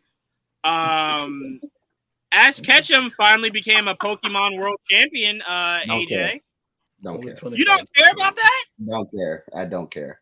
You don't care that Ash has been Pokemon training for 35 years. I would have cared. Look, I would have cared 20 years ago. I don't care. I don't 20, care. But you're only 20, AJ. I am 26, sir. You are 20. You're an infant. I was conscious when Pokemon came out. Barely. Barely. I was still conscious. Barely. I was still conscious. All right, you got it, Trevon? So I can shut AJ you're up. barely conscious. That was like But see, Joel, do you now give me? Yeah, it's here. But do you now give me credit, Joel, when I say I didn't grow up on Batman the Animated Series? I was just born. I was just born. Unlimited is where I could say, yeah, I grew up on that. But Batman the Animated Series, Justice League Unlimited. That's what I grew up on. Unlimited. Yeah, but Batman the Animated Series, I was just born. I'd be lying if I told you. Yeah, I grew up on there's a lot of shows I grew up on I grew up on Scooby-Doo. I was definitely not alive when that started. Like, you know what I mean? Yeah, but remember, I didn't have a way to watch Batman the Animated Series. I'm not saying that you did. I'm just saying I grew up on shit that was definitely not out of. All I lived on was on old shit because that's all they showed. It was just old shit. That's all they gave on TV. Y'all didn't have creativity till the 90s, till Juwaan was born. Then y'all got some good shit. Y'all got that good shit. 90s was good for me because I was also, very young at that time. It's like everything was good. You weren't younger than me, bitch. You weren't younger than infant. What year were you born? 93. Exactly. You weren't even born. Yeah, AJ was 2014. You were born when I was 5. So 96, sir. Relax. AJ was born in 2014. 96. All right, let's watch this trailer. Shut up and goo goo gaga, AJ. Shut up. All right, let's watch this trailer. Oh, right. I love that scene between Donnie and John Wick. Shut up, AJ. Saying hello. You think your wife can hear you? No. Then why bother? Maybe I'm wrong. You're going to die. Maybe not. Maybe not.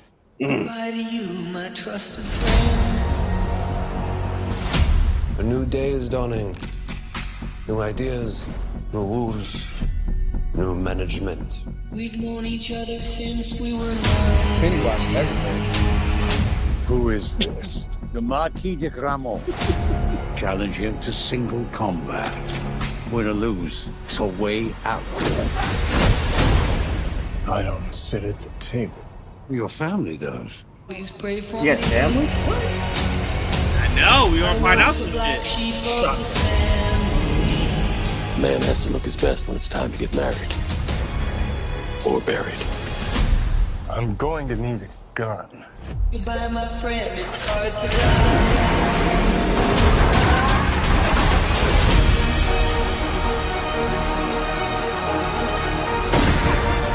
If you win, the table will honor its word. You'll have your freedom. It's hard to die. Under the old laws, only one can survive. Failure to meet at sunrise It's hard to die. will result in execution. Last words, Winston? Just have fun out there.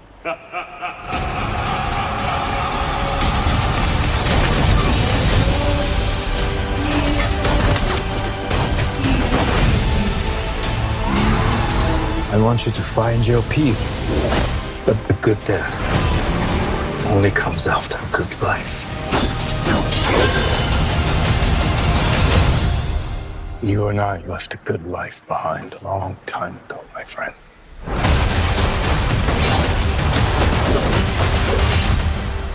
It's hard to die.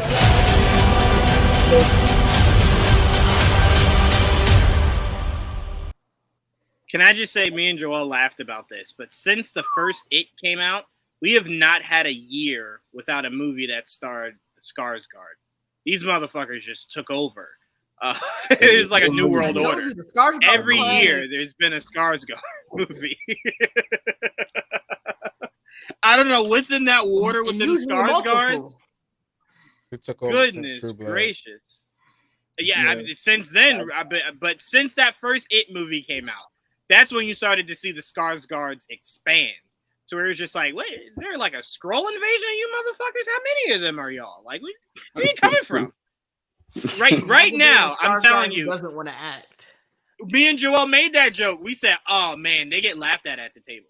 It's like, it's like they definitely go. They're like, "Oh, you fucking make us sick. It's fucking disgusting. A president?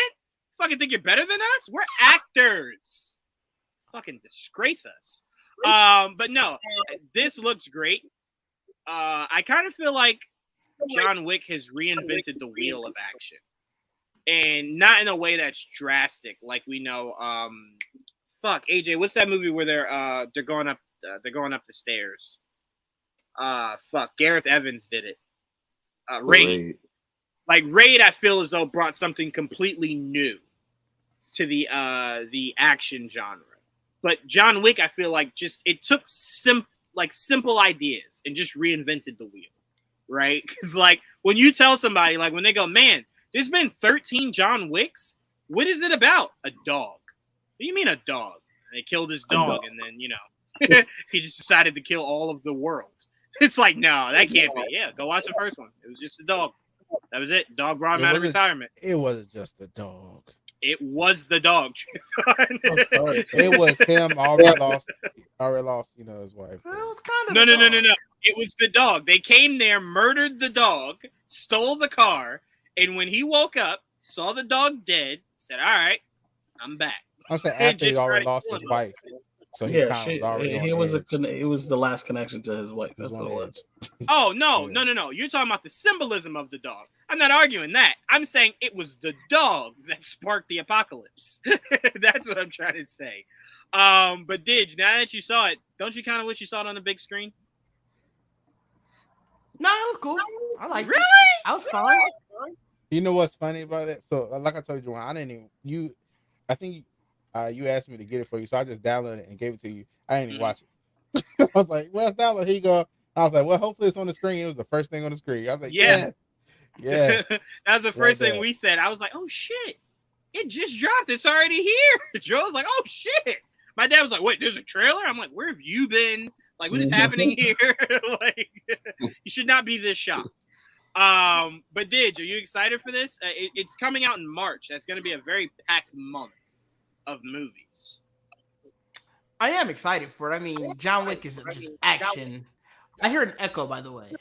I think it's AJ. It's AJ's fault. It has to be. Okay. Well, yeah, no, but I'm excited for it. Like I said, John Wick is just action personified at this point.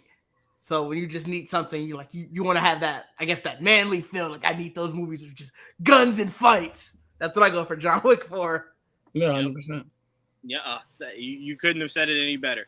It's what what were they called? The Sylvester Stallone, Jason Statham, the Expendables? Expendables. That's what that was, only for the first movie, and then I was just like, oh no, you guys keep getting these old ass motherfuckers. You gotta stop. Well, it's the new song. That's the point. Yeah, I once I saw that how they looked is where I was just like, oh. It's because it's for people that grew up on those actors. Yeah, well, for me, considering you were born yesterday, it's hard. Yeah. No, Jason is my action hero. That's my action. That's why hero. That's why he's the lead, because he's the more modern day. Everyone else is old. Yeah, that's what sold me. I was just like, Sylvester Stallone. The fuck? Yeah, Jason.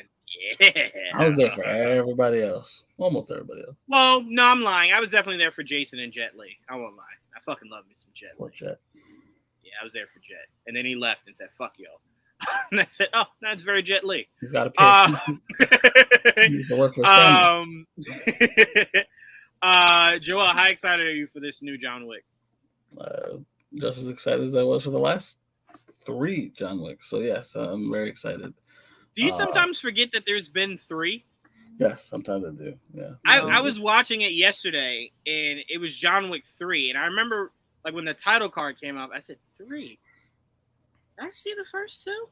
And I had to go back and read the synopsis of the second one. I'm like, oh yeah, okay, oh yeah, I remember. Okay, I remember. I'm like, I didn't know there's 3 of you motherfuckers. I'm telling you, there'll be 10 before we know it.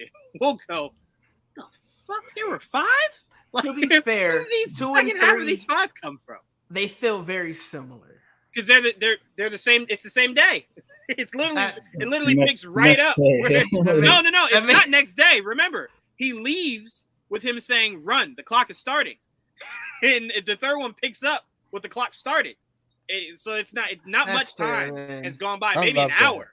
It's like maybe an hour. So that's why it feels so connected. I want to see them cut together. I don't know if I sit through it though, but I want to try. Wait, you mean like one long cut? I want to see. Yeah. Oh yeah, I don't think I could do that for any movie. One long ass cut. I got. You know what? I'll say this: if they stop at 5, maybe I could do that. Right? Like with pauses in. But no, I'm not talking about sitting in the theater to do it. I'm talking about if I watch it at home. Yeah, at home where I can pause it and whatnot. Yeah, at home I can do that. But if they do 10, Trevon, no, because I struggle to do that with fucking Fast and the Furious. I couldn't do that.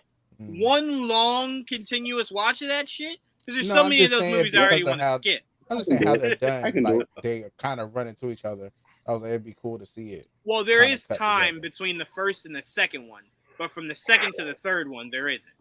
And we have to wait to see if the fourth one picks up literally right where it ended, or if there's time that goes by. But second to third, there's not time really that goes by at all. And we're getting spinoffs. Yes. Oh, which John Wick will be in. He'll be in the ballerina. Which you casting Anna was just like, oh, so you want to make this movie sexy, huh? All right. Well, no, because that's a prequel, so I don't need him to be. But I do remember the days when Mel Gibson was supposed to be in the Continental. I miss those days. I was really excited for that when it was going to be on Stars, and then that's not true anymore. Yeah, they're moving. No, they're moving it, but Mel Gibson's not attached anymore. Who's attached now? Fuck, because I'm picturing the person's face in my head. They did cast it, but apparently Mel Gibson was out. He's What he's no studio's longer part of behind it. John Wick? Because I remember someone complaining about Mel Gibson. I'm like, is he in it? Look that up. Lionsgate. Yeah, Lionsgate. Yes, thank you, AJ. It's Lionsgate. So they Yeah, don't but have a what streaming service service. did it go to? Yeah. John Wick. It's not on a streaming service anymore. It's going somewhere. Where's it going to No. be? No. I'm saying right now it's not on any streaming service. Of I course looked. not, because it's not out yet. So I'm just saying, where's it going to be? No. The last 3 I'm saying are not on the streaming service. No, I'm talking about the show. I'm talking about Oh, sorry. I'm sorry. I think they said Peacock. I thought you were talking about the movies. I'm like, no bro. I know. Oh, trust me, I've looked. They're not anywhere. They used to be nowhere. on Peacock. Yeah, I don't know. Used to be. I don't know why they moved it. I'm like, what the fuck happened? John Wick 3 used to be on HBO Yeah, Max. it's gone from Stars to Peacock. Yes. Yeah, it went to Peacock. I And remember, they did back in June when I saw the article saying that they were going to Peacock. Yeah.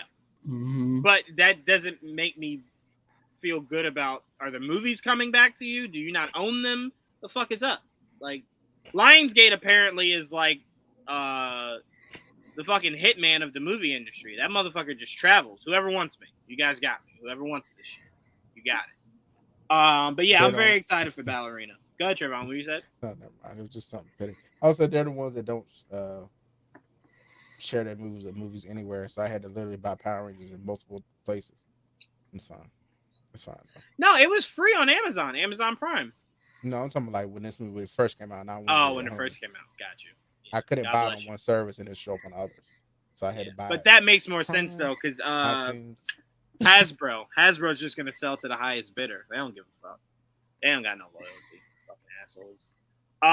But no, I'm excited for this spin-off of Ballerina. Mm-hmm. Right?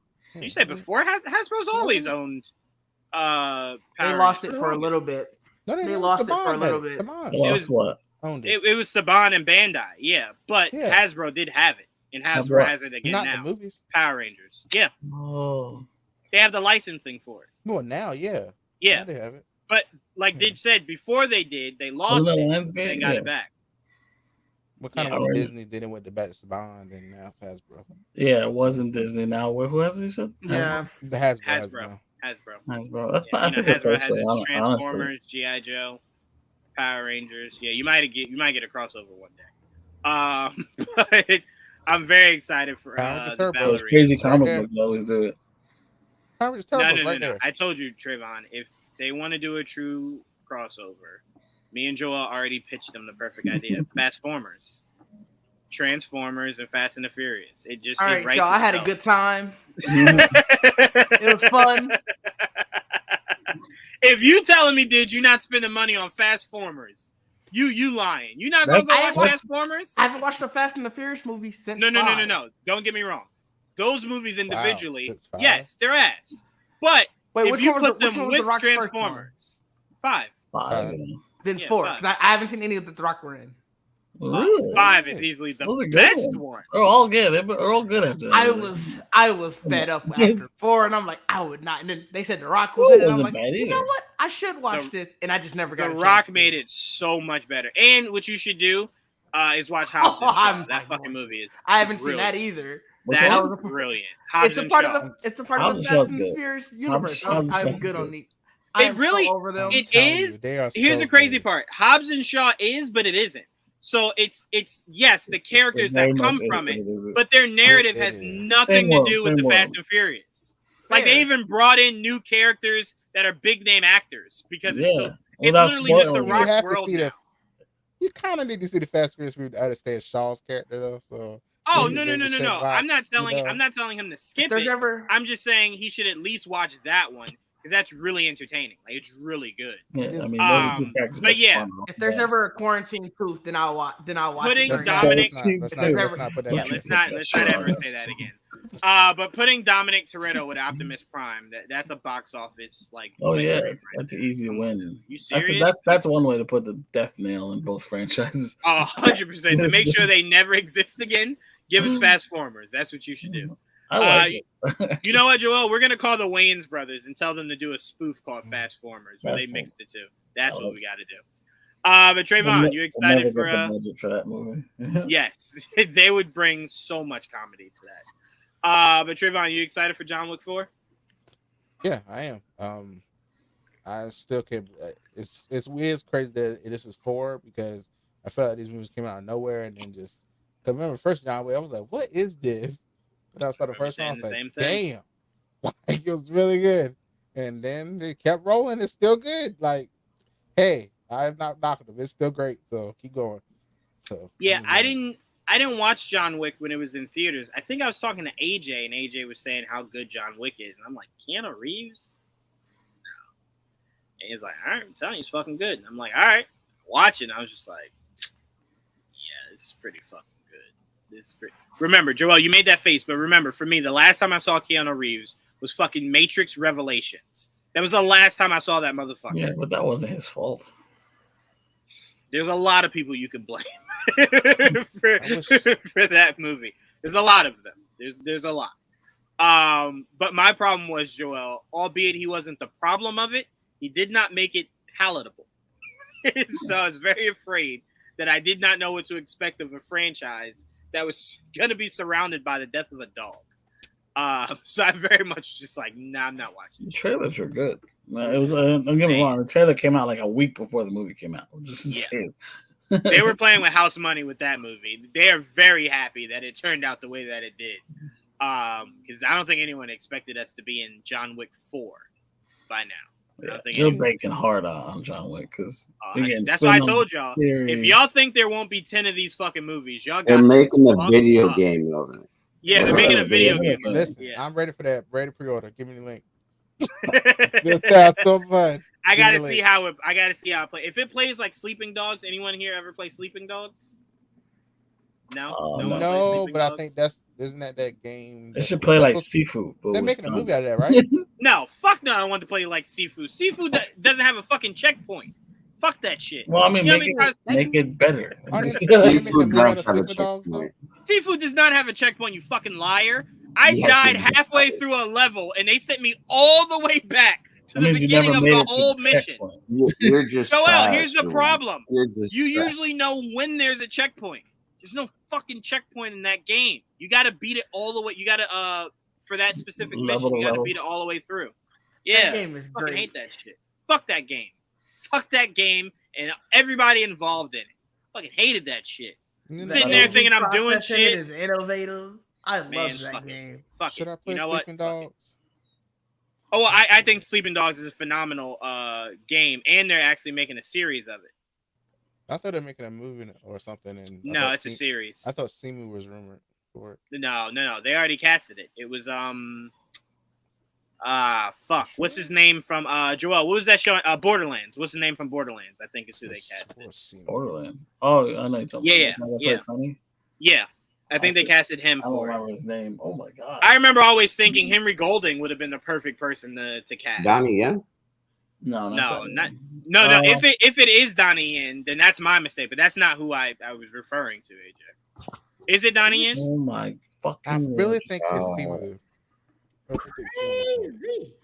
No. I think you want it to be Simu. No, he's been teasing it. What was that? Simu's been teasing it where? That was wild. Where has he been teasing it? When he was on, who was that? That's crazy. Comic-Con or something. He was talking about a video game. Things aren't bouncing their way. And people were speculating this. Not tonight. I don't know. Well, if it is Sleeping Dogs, Trevon, play it. I think you'll love it. Well, we can look it up. Sleeping Dogs. Is that a game? It's a game. Yeah, it's a game. A movie? Yeah, it turned into a series. A series. Yeah. Sleeping Dogs. I love me. While you look that up, Joel, I'll go to AJ. AJ, how'd you like that John Wick trailer? Was that really your first time seeing it? No, I watched it in IMAX. Such an asshole. If we get flagged, I want you to know you made us get flagged. I could have just had DIdge watch it off to the side. I just wanted to see it again. It's so good. It's so good. You could watch it on your own. You said it like I had sole exclusive rights to it. You watch it on your own. I wanted to watch it. We get flagged. I swear to God, I'm fighting you, AJ. If we get flagged. But no, you excited for John Wick 4? Yes, I am super excited. Huh? No, I'm talking to myself. Sorry. sound like you're talking. The action looks great. The action looks great. Everything looks great in this movie, and it's super hyped. So yes, I'm excited. I did see the dogs that were Halle Berry's characters' dogs in the last movie. I did see the dogs in this trailer. I'm curious, is she back? Because it looked like the dogs were responding to that black dude that was walking up with the gun. So I'm like, is that like her son or some shit? Like That was racially really motivated. Like my comment or how they shot it? How they shot it. Oh, okay. Because I'm like, they literally showed the dog and then they showed him. So I thought there was like a connection there. Because I don't know the actor. I don't know the actor. Halle Berry is in there.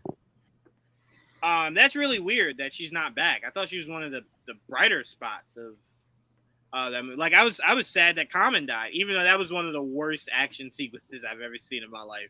These motherfuckers are just openly shooting at each other, but but hiding it. And it's like, yo, you could have shot so many innocent people. I love the ridiculousness of that. I hated that shit so much, bro. It's like pew pew pew pew pew pew pew. What the fuck is this shit, man? I hated that so much. But I am very excited for John Wick 4. But look, good luck to John Wick 4. I do believe it might have to end up moving because Mario is in March. Shazam is in March. I think the fucking the Michael B. Jordan boxing movie is in March. Creed? Sorry, is in March. March is very packed. Me and Joel were saying it the other day. Some things might have to move. Y'all can't all stay there and have it successful. Not John Wick. John Wick is going to beat them all. You think that, but if you think that there are not people lining up to see Jonathan Majors and his fake ass body that he put on, I refuse to believe he put on that much muscle. And no way, no human can do that. Only Chris Hemsworth, but he's a god. But yeah, that month is packed. There's no fucking way everything is staying there. There's just no conceivable way. Because DIdge, there's no way everyone can make their money. Because like you can't even say it's a different market for everything. Because I'm like, I'm gonna go see Mario. So I'm like, I'm gonna see Mario. I'm gonna see Shazam. I'm gonna see John Wick. Like, I'm gonna see all that shit, right? So I'm like, somebody's not making money out of that group. And remember, Ant-Man and the Wasp is February, so you might have some trickle down from February in that March. Yeah. Somebody got to move. Or we Trevon, just broke. Shit. Trevon, this better be a clip. This better not be a whole ass video. You got me sitting here trying to watch. Is it a whole ass video? 9-minute mark. Oh hell no! Nah. It'll start at 9 minutes. It has the thing where it starts at the right time. All right, it better. I clicked on it. All right, Joel, did you ever find it? You were Googling it. Well, yeah. I mean, 'cause I couldn't get it nailed down, but there apparently was a Sleeping Dogs movie with Donnie Yen. Right, and then I think they converted it to a show. They brought it down to a show. But I don't see anything. You don't see that. I don't see that. Yeah. Google "see me with Sleeping Dogs." Hold on. You said the 9-minute mark? Yeah. Let's see. All right, we don't need to stay on there for this. All right, guys. Thank you for tuning in to an all-new episode of Much Ado About Nothing. We appreciate you guys for tuning in. We had great conversations at the beginning about favorite cartoons, us saying our farewell to Kevin Conroy. It was a great start. Glad DIdge and Joel got to hop in when they did. I want to thank Trevon and AJ. Yes, go ahead. The Simu thing is a rumor, but we'll see. That's still up in the air. If it's Simu, I could see them still keeping it a movie. Apparently, Leo and Donnie Yen are both in it. Oh yeah, no, I don't think one has to cancel out the other. I don't know. I really don't know. It's still up in there. We don't know what's going on. Apparently, so I'll say this in there too, or something. They still want to make it. As far as Donnie Yen said, they still want to make it, but the story of it is the lead character that you get to play as. He's an undercover cop that has to infiltrate a Chinese gang, right? And in doing that, he kind of just falls in with that gang so much so it kind of consumes him. So he starts to blur the lines of being a cop and being a loyal soldier. And you just see all that kind of play out. I think there was an actual movie about this. But you see it all play out, and the fighting mechanics are very much like the Arkham games. So like a bunch of people can attack you, it sends like an alert, and you hit a button and you kind of dodge and can like respond to people. You also get to do the jump from one car to another. It's like a Grand Theft Auto world that fights like Arkham, and has like the car mechanics of like Wheelman. Anybody ever play that Vin Diesel Wheelman game? No. Oh man, that shit was so much fun. You could fucking hop from one car to the other. That shit was a blast. I love that shit. That was an old ass game that I think was just for Xbox. But yeah, so if Sleeping Dogs is truly happening, Simu Liu, I can almost guarantee you, is the main character, if he is indeed in it. So, all right, we cracked that code. There we go. Now I don't have to watch this 18-minute and 48-second video you talked sent about me. for like 40 seconds. Yeah, that's too long. In the 9-minute mark. All right, guys. Thank you so much. Make sure you tune in tomorrow for GVN Sports. Wednesday for our spoiler review of Wakanda Forever. And then Thursday, because Joel made it a legal obligation, we will be talking about Titans this Thursday. All right? So make sure you guys stay tuned for that. I will try my best to say only positive things about this show. That is a promise. I will try. I always look forward to being positive. I never want to be negative, but no. I'm saying that as somebody that's seen 6 of them. it's really hard. I don't give a fuck. I've seen 3 seasons of this show, and they keep letting you down, Joel. They keep letting you down. At some point, you gotta just let it go. You gotta let it go. You gotta let that positivity go.